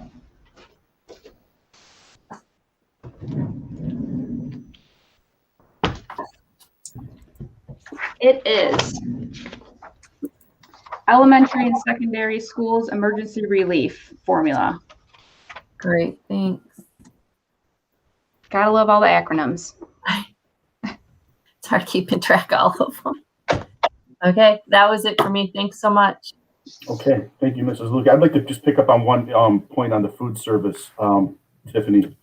I think for a majority of the 17 years I've been doing this now, food service has been in a position where more frequently than not, they actually make a deposit back into our general fund as opposed to us being supportive of them. Is that right? They have deposited into general fund. They have not in the last few years, but that's not to say that their program will not increase and give back to general fund at some point. Okay, all right, thank you. Let's move on to Mrs. Flipiak. I have no questions. Excellent job, Tiffany. Thank you. Mr. Klein? Just one clarification. So the fund balance that's shown under the capital projects on page 9, that fund balance of 2.6 million, that is not built into the general fund somewhere else, correct? So we're looking at 10.24 and we have an additional 2.6 that's sitting in. Have we always called it a capital projects fund, or is that kind of a new language this year? It's capital projects fund, and it's also called building and site fund. Okay. All right. Cool. You'll probably see it on the audit as building and site fund. Okay. And I think that's it for me. How long, the new millage, is it a 6-year millage? Yes. 5, 6. Okay. Cool. Thank you. Thanks. Okay, thank you, Mr. Klein. Mrs. McDonald? Okay, well, thank you for clarifying the status of the enhancement millage as best you can, but right now you're still not sure. You're ballparking it at about $1 million to 1.1 million per year? When the renewal kicks in? Yes. Yeah. I think that's our latest update that we got from RISA. Okay. And since students really haven't been in the buildings and that, and I ask you this question a lot, have we saved money this year as opposed to the quote unquote normal years? Water, those kinds of things. So when I was doing the amendment, the one thing that stood out to me that we saved that I can see of so far, because we are halfway through the year, is subs. Typically we spend anywhere from $400,000 to $450,000 on subs, and we're nowhere near that right now. So I projected out probably half of that because, worst case, not worst case, but as far as figures, we come back to school in February and then project that out to June. I did leave some wiggle room in there for subs. I'm estimating it around 250,000, maybe 300, depending on, who leaves and such. But I did notice a savings there. Not too much on anything else, though. Okay. Mr. Darga, I guess this one would be for you. With the with Mr. Griff's retirement mid-year, is that position going to be hired out, or what are we doing with that? We're actually looking to post right now. So we are looking to continue the program. We don't want to lose that, so we do want to do a posting. Okay, thank you. That's it for now. Okay, thank you, Mr. McDonald. Dr. Warren? Hi, excellent job, Tiffany. This is so always insightful you are, so I love it. Quick question for you. I know that when we spoke last, they decided that free and reduced lunch or free lunch was going to be given to everybody up until December of 2020. Did they elongate that? Yeah, it's extended for the whole fiscal year. Okay, awesome. So we should receive some federal funding for that. So we have been getting the federal funding. Again, it's based on your reimbursement. So however many children you serve, you get that reimbursement back. Okay. But that good news is that extends to the end of this school calendar year. Yes.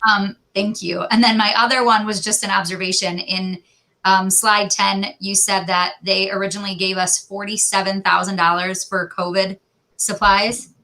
Wow, I think I've spent that in my office and there's 12 of us. So yeah. I am so happy to hear that they're giving more than that because it would definitely put us through the ringer without that support. So, and that's what we're hoping for, right? To see more support. Yeah, so we did, Dr. Tefelsky, when did we realize we were getting new SR2 funds? Because I can't really remember. Was it last week or the week before that? Yeah, last week they kind of confirmed. The week before we weren't sure how much we were going to get, but then last week they kind of confirmed that it was going to be roughly 4 to 5 times what we got. Awesome. In the first run. So that was good news. We knew that we were going to get more. I mean, when they passed the big package right before the first of the year, we knew it was going, there was however many billions earmarked for schools. Awesome. I really appreciate that, guys. Thank you. Okay, thank you, Dr. Warren. It sounds like everybody asked what they wanted to. Does anybody else have any other questions or comments? Yeah, I just want to, I mentioned that I called Tiffany Friday. So we spoke and went, what some of the folks may not see. This is a 12 deck slide, or 12 slide deck. This packet that we received, I don't know how many pages there are, but I went through and asked some line item questions way deep in the packet. And Tiffany, you knew the answers right away. So I think it was like 25 pages of ledger. Yeah, and it's not because I was trying to pick something out. It's just what I'm used to doing, and just needed it for my own clarification. So yeah, and Tiffany was right on the ball with some of the answers. So it's a big deck. Okay, anyone else? Any final questions or comments before we put it to a vote? Okay, it doesn't look like there are any other comments, so it has been moved and supported. All those in favor say aye. Aye. Aye. Any opposed? Hearing none, motion carries. Good job, Tiffany, and thank you for your efforts. Thank you. All right, 10B2, Mr. Darga. Excellent job, Tiffany. I appreciate it. I also want to just state that I appreciate the fact that we do have, in our board, our community is very, should be appreciative. We've got the board members who ask a lot of questions, make phone calls, and really dig into this information. So I do appreciate that. It's great that we're able to talk about that in an open forum, so that our community does know that things are being overlooked and questions are being asked. So that's a great thing.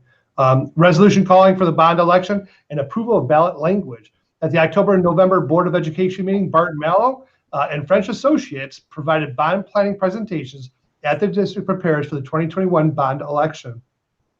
This evening, Ms. Tiffany Keith, Director of Finance, will provide a financial overview of the 2021 bond proposal, which includes ballot language at the special election to be held on Tuesday, May 4th, 2021. Following Ms. Keith's presentation and any questions or discussion, administration is recommending the following motion. The suggested motion that the Allen Park Board of Education adopt the resolution calling for a May 2021 bond election and approval of ballot language as presented. And further, that on or before 4 p.m. on February the 9th, 2021, the board shall certify any ballot propositions to the submitted to the voters at such election to the election coordinator or coordinators designated to conduct elections within the district. Thank you, Mr. Darga. So I'm going to go over the May 2021 bond proposal financial overview. You guys can see my screen, right? It's still a budget amendment, Tiff. Is it? Yep. Okay. Okay, hold on one second. Let me get this together.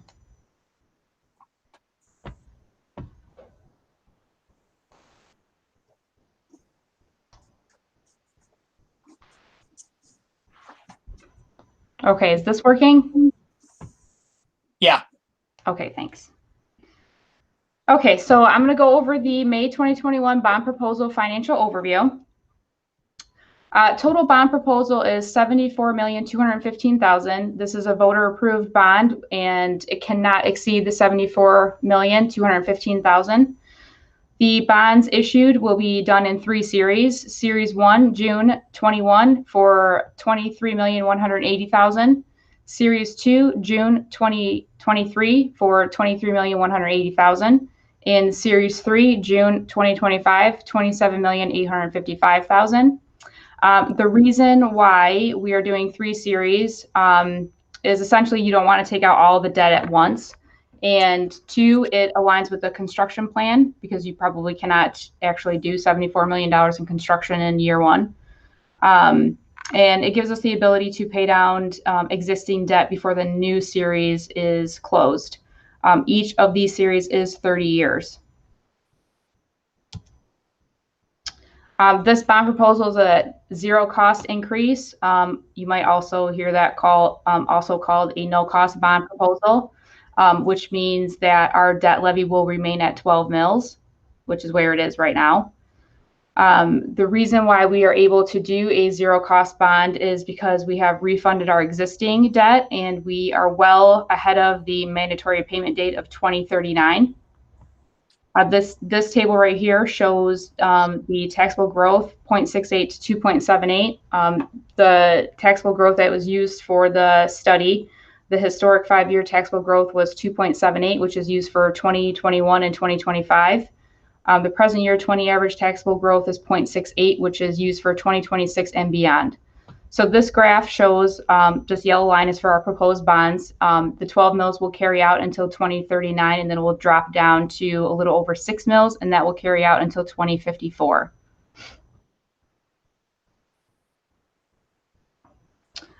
This is the ballot language that will be on the ballot. So I wanted to point out just these numbers that are in the ballot language. I know ballot language can be kind of confusing, and it does reference some mills in here, even though we are proposing a 0 mil increase. So the first 1.01 mils is actually referring to out of the 12 mils when Series 1 is closed, and once the bond is approved, out of the 12, 1.01 mils will be allocated to the new bond series. So we are still collecting only 12, but Treasury has to see the allocation. So they are estimating that 1.01 will be taken out of the 12 to be put towards the new series. The estimated annual millage for the new bond proposal is 6.74, which is over the life of the bonds. Principal borrowing is $12,508,000 and estimated interest is $9,570,000. This is referring to the school bond loan fund program that we belong to, which allows our taxable millage to stay at 12 mils while we repay our debt. So those are large numbers that sound quite scary when you're talking about borrowing and going out for debt, but this is so we can belong to the school bond loan fund to keep our mills at 12. Also, in the calculation of these numbers, Treasury does use the 5% assumption rate for interest, and right now today Treasury is at 3%. So there is some inflation there with the interest. Current outstanding bond amount is $43.7 million, and our outstanding school bond loan fund balance at the time of the election will be a little over $5 million. That is going to be for our May 1st of 21 bond payment. And this is just a graph that kind of shows where our millage rate is at 12. So with the new bond proposal, this never exceeds 12 mils. And you can see where the existing mills is being allocated and where the proposed will kind of shift as our old debt is being paid and our new debt is coming on, how you can see the shift with the 12 mils. And then you can see in the years and the principal amount in each series. And this just shows the total principal balance at one time. It never exceeds the 43 million plus the 74 million of the bond proposal. And that is it. Okay, well, let's go around for questions. We'll just reverse the order this time and go Dr. Warren. Hi. I appreciate everything that you wrote out once again, because, bond proposal stuff is new to me and a foreign language. So I appreciate all the work that you put into there. And everything looks good to me. I know in the proposal, I think this one's for Mr. Darga, you did put in for the middle school to have the option for the pool and not the pool, right? Just so it's there, so we all know that it is there. Yeah. In full transparency, it's written in, so therefore we have options later on. Thank you so much. I just wanted to make sure because I know I'll get that question later. All right. Tiffany, everything's great. You did good. Thanks. Okay, Mrs. McDonald. I have no questions at this time, but would like to thank Tiffany for all of her hard work on this. Well, I do have one question. Is Barton Mallow still on board to help us out with this? Yeah. Yes. Yeah, that's correct. Thank you. Okay, thank you. Mr. Klein? No, I have no questions. Thanks, Tiffany. You're welcome. Mrs. Fortier? I have no questions either. Great job, Tiff. Thank you. Mrs. Lukey? At what level are the projects, when they start happening, gonna be managed in? I'll elaborate a little. Like I think of, for example, a home bathroom remodel. Say it's $10,000 for the remodel. And then we all know after that, now you need new rugs, new towels, all the decorative pieces to go with it. So say now, for example, a STEM lab. So we know the estimated cost to do a STEM lab. Are the cost figured in for like the way a teacher makes their classroom unique? So now we have a STEM lab, but now it needs the towels, the throw rugs. You get where I'm going with that. Are department heads, like math and science department teachers, having input on that? Is the money budgeted for those things already in there? So it depends on what you're talking about. There's only certain things that you can spend bond dollars on.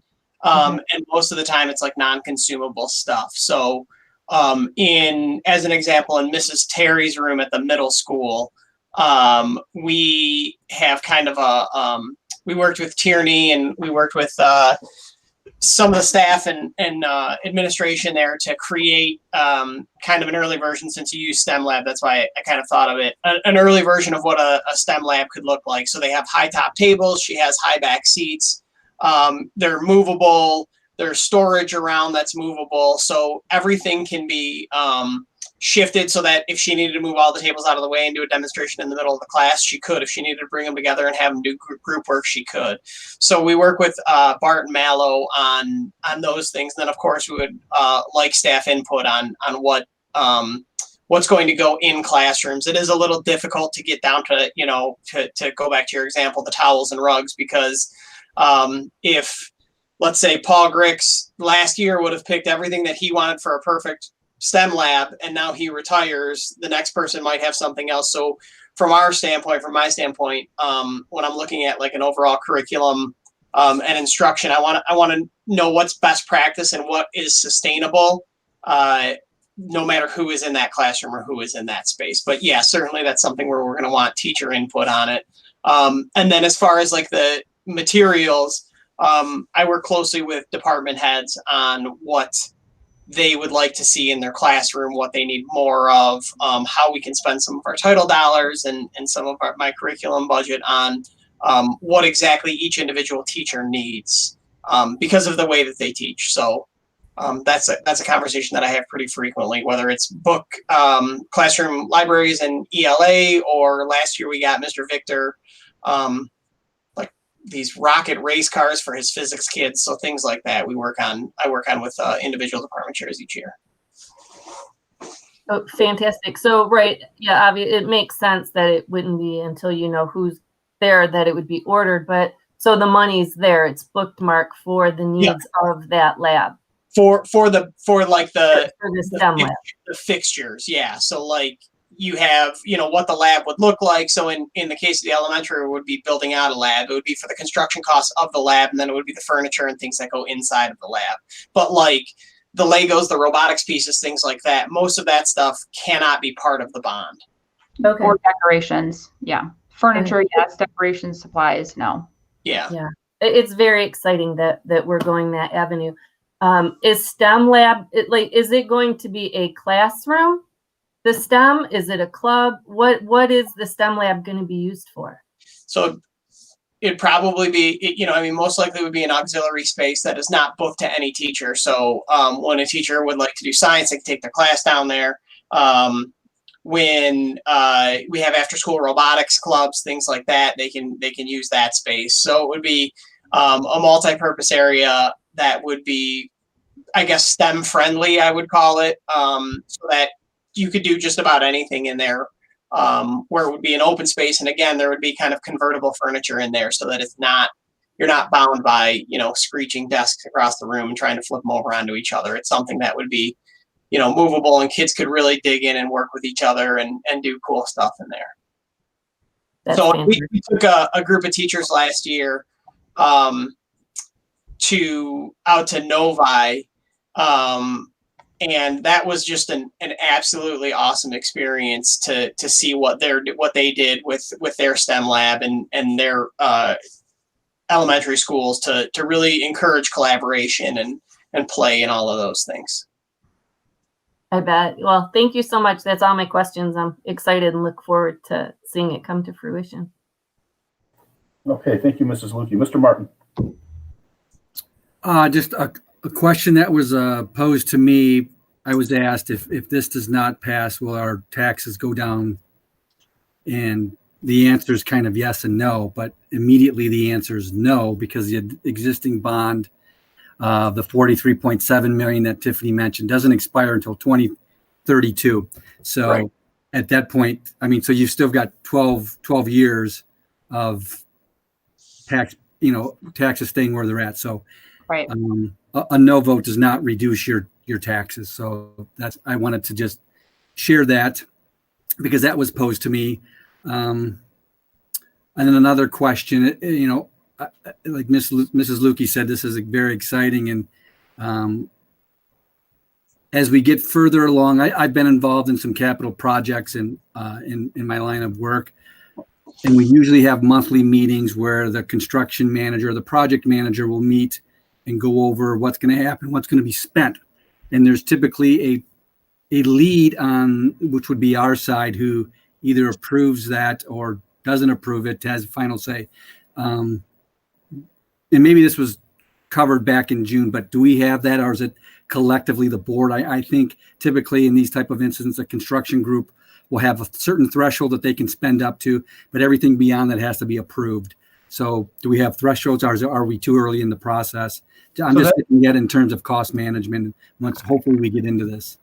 And we will, and just like back in the first bond back in 2003, we will continue the meetings as the liaison, of course, the superintendent liaison between the board and the project.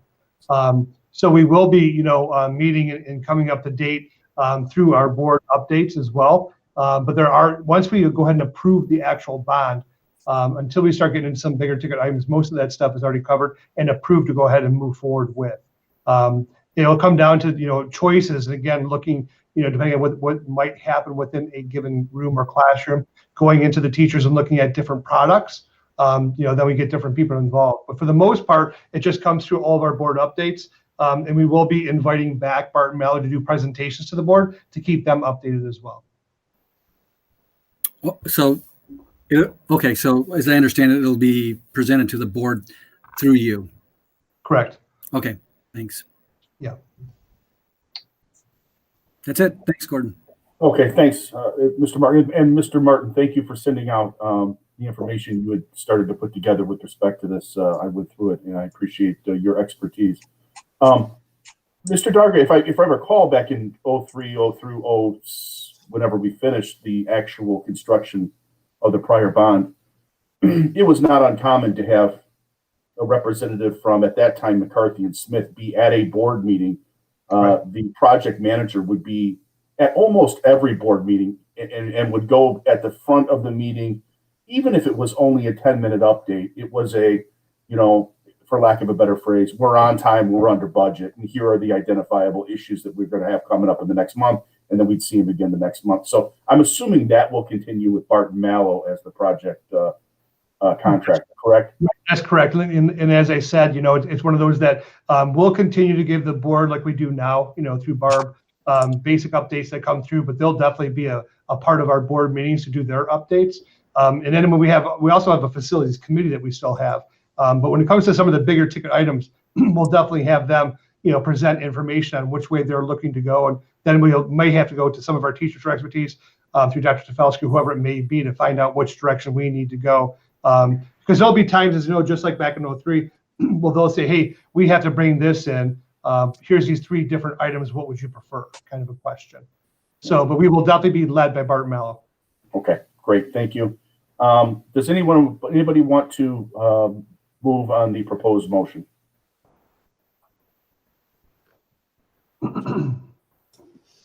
Motion? Oh, move, sorry. Support. Okay, it's been moved and supported. We went around. Does anybody else have any other questions or comments on this particular item before we vote?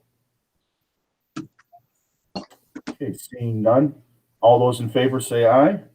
Aye. Aye. Any opposed? Hearing none. Thank you again, Tiffany, for all of your efforts. Mr. Darga, we'll move on to the Families First Coronavirus Response Act leave. Thank you. The Families First Coronavirus Response Act leave, implemented April 1st, 2020, expired December 31st, 2020. The FFCRA created 2 new paid leave benefits for eligible employees. EPSLA, Emergency Paid Sick Leave. Full-time employees could receive up to 80 hours of paid leave with certain pay caps, depending on the reason for the leave, for an eligible COVID-related absence. EFMLEA, Emergency Family and Medical Leave Expansion Act, an employee needed to care for a child due to COVID-related school and child care closures could receive leave for up to 12 weeks and receive partial pay for up to 10 of those weeks. It is important to note that any Allen Park Public Schools employee who were directed by the district to quarantine as a result of possible exposure were paid during the quarantine period of 14 days. The employee did not need to apply for leave through EPSLA. Employees with COVID or those who were exposed outside of school, not directed by Allen Park Public Schools to quarantine, applied for EPSLA. At this time, a school district may continue providing leave in accordance with the expired provisions of the FFCRA if they wish to do so. Board action is required. Public school districts do not receive additional federal funding to cover this act. The Allen Park Public Schools is all about family first, and the district values and supports quality family life. To this end, we are seeking to extend the FFCRA leave for all employees, union and non-affiliated, through March 31st, 2021, if the board supports this action. Note that we have reached out to all union leadership regarding this potential extension, and as a side note, President Biden's American Rescue Plan includes extending and providing leave under FFCRA.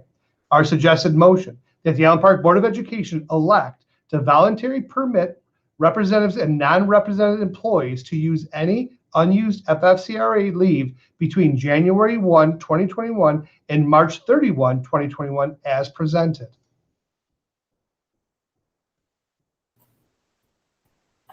Okay, I'll move on that. Support? Been moved and supported. Does anyone have any questions or comments about that? I have a question. So there's no money to fund this, is that correct? That's correct. Allen Park Public Schools will end up funding this entire extension. Okay, and that would include the member's current salary plus the cost of a sub if one's required? That's correct. That person? Okay, thank you. Okay, thank you. Any other questions, comments? Okay, hearing none, it's been moved and supported. All those in favor, say aye. Aye. Okay. Any opposed? Okay, motion carries. And we'll move on to superintendent's reports. Mr. Darga. Excellent. As we know, January is School Board Recognition Month, and each of our school boards is receiving their certificate, School Board Recognition Month, January 2021, Certificate of Appreciation for our dedicated to our children and public education in Michigan. And also, each of our board members were provided a really nice hoodie, sweatshirt, and several of our board members are wearing those this evening. So we're proud to present that to our board members. January is School Board Recognition Month across the state of Michigan, and roughly 600 local boards in education that work with and enrich the lives of students through education and directly influence instruction in Michigan's public schools. Our board members are truly superheroes, contributing to the success of our students, ordinary citizens with extraordinary commitment to public schools. This year especially, we acknowledge the enormous challenge board members have met during these unprecedented times. Our dedicated school board members have worked tirelessly to implement innovative and effective solutions to ensure our students have the resources and support they need to learn and engage with their teachers and peers on digital platforms. These exemplary individuals and those who served in 2020 have been under immense duress, pressure, and challenge to deliver the best possible education to all students during a global pandemic, with the safety of students and staff at the forefront of every decision. Board members also establish a vision for the education program, design a structure to achieve that vision, ensure our schools are accountable to the community, and strong advocates for the continuous improvement in student learning. School board members represent their fellow citizens' view in the priorities in the complex enterprise of maintaining and running our public schools. The insight, concern for well-being of all students, and professional experiences of these outstanding individuals contribute significantly to the success of Allen Park Public Schools. I appreciate and value the civility and the collaborative work in focusing on a common goal, helping students achieve in school and life, and I am truly grateful for what each of you brings to the team so we can ultimately make decisions and keep the district moving forward. On behalf of the entire school community, your efforts are to be commended. We thank each of you for your dedication to your school community and quality public education. Board members have received a certificate of recognition from the Michigan Association of School Boards, a proclamation from Governor Whitmer, a resolution from the Wayne County Regional Board of Education, and a small token of appreciation and recognition of the commitment, dedication, and passion of the remarkable civic-minded citizens. We applaud the positive impact your efforts on your students and schools. Going next, we also have Allen Park High School Charity Week. Allen Park High School Student Council, under the leadership of Mrs. Cass Melville, have planned Charity Week from February 8th through February the 12th. Ordinarily, this event would be held in school with competitions among the classes occurring within the classrooms, cafeteria, and the gym. I am so proud and pleased that the program will continue thanks to the creativity and flexibility of Ms. Melville and her students. All funds collected during the Charity Week will be donated to Kids Talk, a children's advocacy center in Downriver area. Activities include a raffle of gift baskets, video game competition, Applebee's fundraiser, and pet dress-up contest. This week will conclude with a ceremonial video. Daily posts will also allow for more participation. The entire school community will receive info via e-blast about this fun week to benefit a great cause. Thanks to our JAGs. That's it, Mr. Miller. Okay, thank you, Mr. Darga. Let us move on to item 12, Dr. Tefelsky, citizens' comments. Yes, we only have one. So this one is from Joel Berkey, the president of the APEA. I would like to offer context to a statement made at the school board meeting on January 20th, 2021. Dr. Warren commented that 91% of teachers wanted to return to face-to-face instruction. As president of the union, I strongly dispute that claim. First off, I think everyone listening should understand the survey question that was not asked to ascertain who supported a return to face-to-face instruction, rather it was to determine who would return if the district chose to return to face-to-face instruction. A significant number of teachers, much more than 9%, have valid and very real concerns about returning to work, especially without the available vaccine. Many of those teachers responded they were ready to return, not because they wanted to, but because the option not to return involves unpaid leave, which most cannot afford. I voiced my concern with the wording of the survey for this exact reason. Sincerely, Joel Berkey, APEA president. And that is it. Okay, thank you, Dr. Tefelsky, and thank you. We will go around for reports of officers. Let's start with Mr. Klein. Oh, that's fun. I get to go first. Yeah, first out of the gate. There you go. The first notes I made to myself were to just how excited I am about the Racial Awareness and Equity Task Force group. Two amazing individuals, but really an amazing group of community individuals that have come together to do this work under their leadership. that just doesn't happen in a lot of places. And that's awesome that Allen Park is a place where we can see this maybe grow and come to fruition. So a special thank you to Sarah and Michael for that work, and to all those that are involved in that as well. That's really exciting. I'm going to steal a little bit of Laura's thunder, not intentionally, other than her daughter, Amelia and Amanda Abraham, her friend. She's a freshman, right, Laura? Went to the state diving made states this year, which is amazing as a freshman. It's amazing anytime, but amazing as a freshman. And I'm excited to see that Shayna Yakub is going to be doing some of that work for the middle school. She was a diver with my daughter back when she was at high school, and it was really fun to watch Shayna dive. So it's exciting to see her joining the coaching ranks. The only other thing is I've gotten lots of emails. Anytime we make a decision on the board about opening or going virtual with schools, we get lots of emails, right? And they usually are, sometimes they agree and sometimes they don't. I got lots this time with parents looking for support in the virtual world. So as we transition to in-face or face-to-face, there are still some kids out there that have special health needs and health concerns, and there's some families that are really stressed about that return and are looking for ways to move in, to stay virtual somehow. And so I don't know, I would just challenge us to continue to look for creative ways to help support those families, with the options, with as much face-to-face time, with virtual time, with Allen Park teachers as we can. If we can find ways to redirect staff, if we can find ways to support them. I know there's a lot of stressed parents out there. There always are, but if we can help, that'd be awesome. Just something to keep in our heads as we move forward. That's it for me. Thanks, guys. Okay, thank you, Mr. Klein. Let's go with Mrs. Flipiak. Good evening, everyone. I just want to say thank you to those volunteering to be athletic coaches in our community. That's really amazing that there's folks out there willing to do that. Congratulations to the retirees as well. It was great to hear from the Ray group this evening. And a super shout out to Cass Melville and Charity Week. I know how hard it is to translate school-based programs into a virtual setting, and to be able to do that with the help of her students and her group is just outstanding work. And I know how challenging that is, and good for you. That's really cool that they're continuing on with that tradition this year, even though at this moment we're virtual.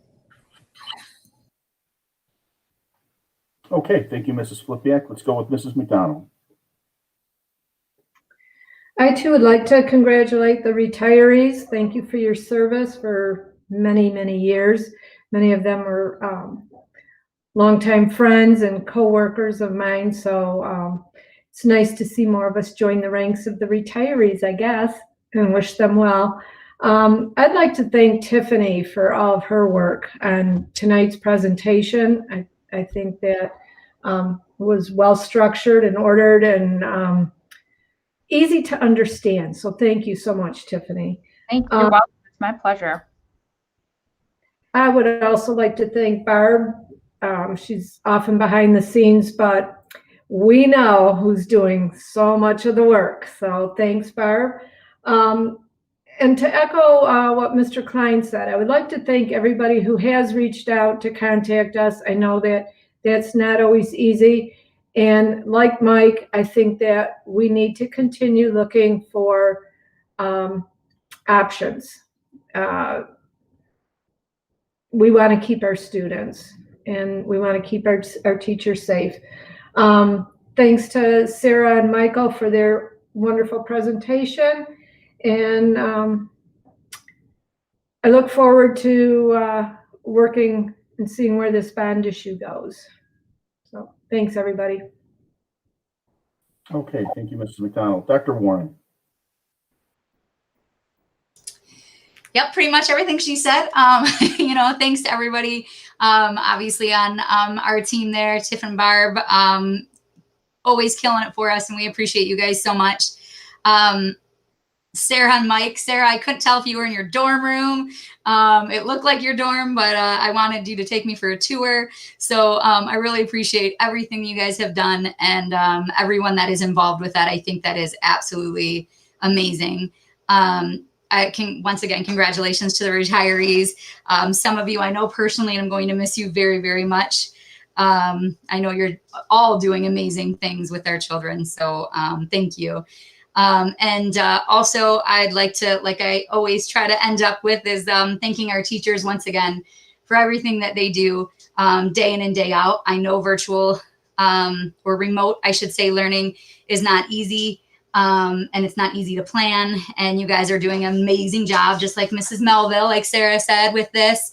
That is just absolutely amazing. And the things that your creativeness comes up with, I'm so in awe by that. I hope some other schools take that on too. I think that's amazing. So I really thank you, the special education or the special ed teachers, and also the specials teachers for everything that you guys are doing. Also, I do agree with Mike Klein and Jeanette that, you know, we could look at another possible option for those students that are super high risk and can't come back to school. I don't know what that might look like. I know we've thrown out a few ideas, but, you know, we're definitely thinking, I would like to hope we're thinking of some ideas, and of course, passing them by the union to see if that's even possible.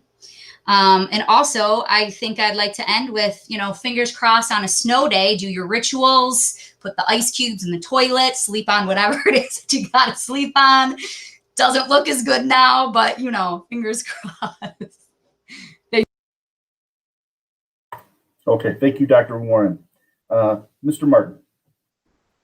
Similar to everybody else, congrats to the new hires and the retirees. I actually have a few pieces of Mr. Grix's work at our house, and we use them quite a bit, so all will be missed for sure.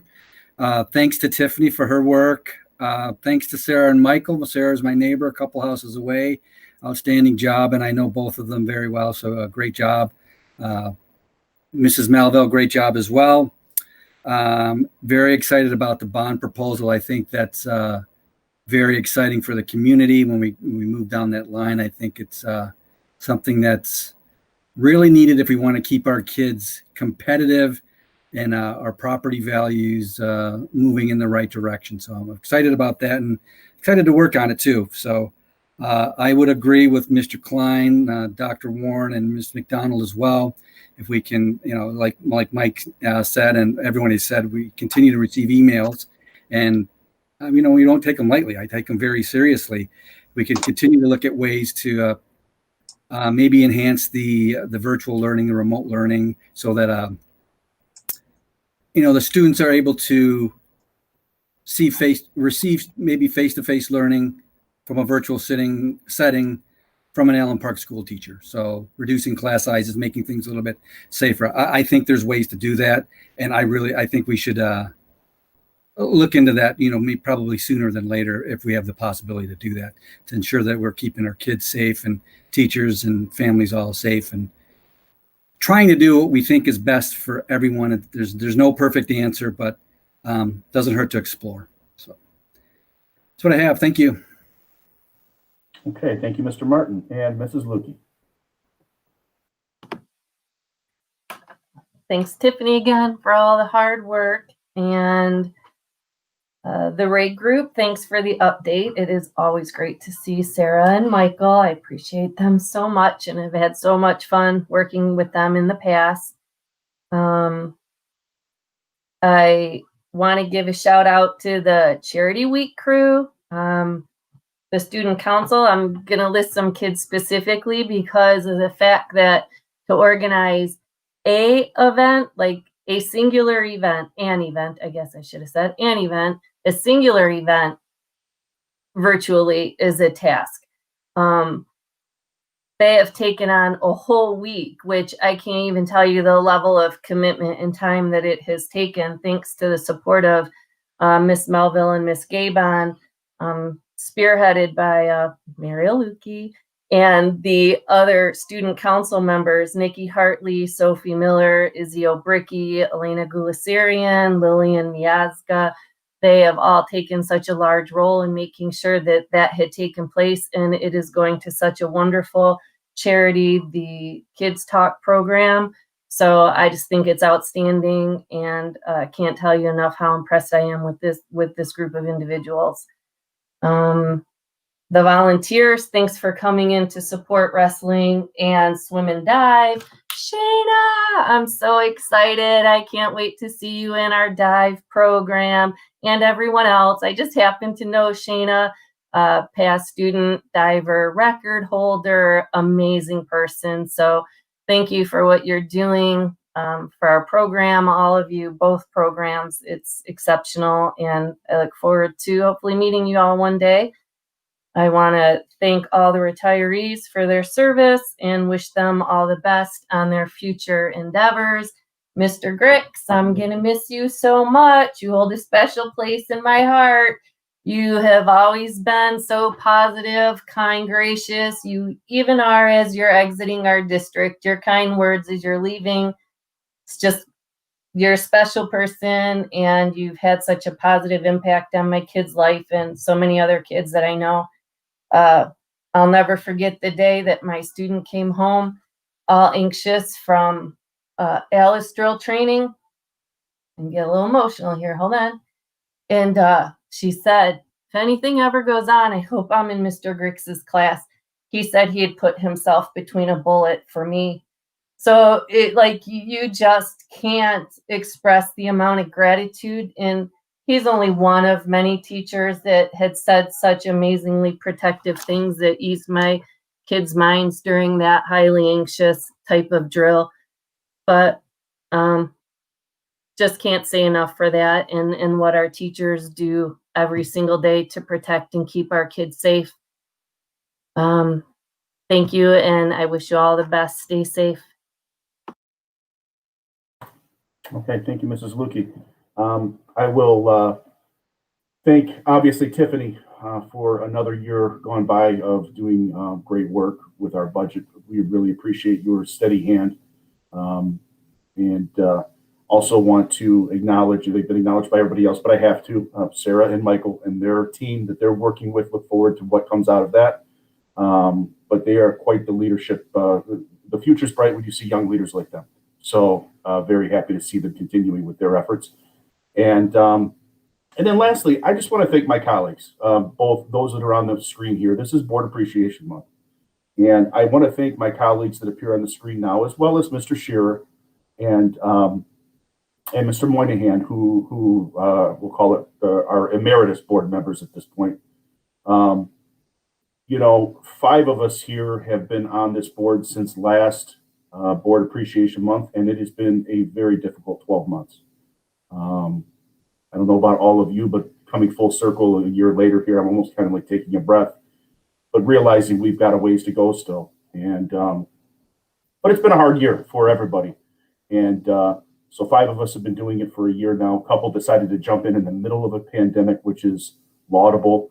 And it's been a hard year, and I appreciate all of you, not just your efforts, but your thoughtfulness, your professionalism, and your commitment to what's most important, which is the kids in this district and the employees and the staff. So thank you. I'm proud. It's an honor to serve with all of you, and I look forward to continuing that and doing it at a time when we're not in a pandemic, so we can really do all the fun stuff like the bond stuff we talked about tonight.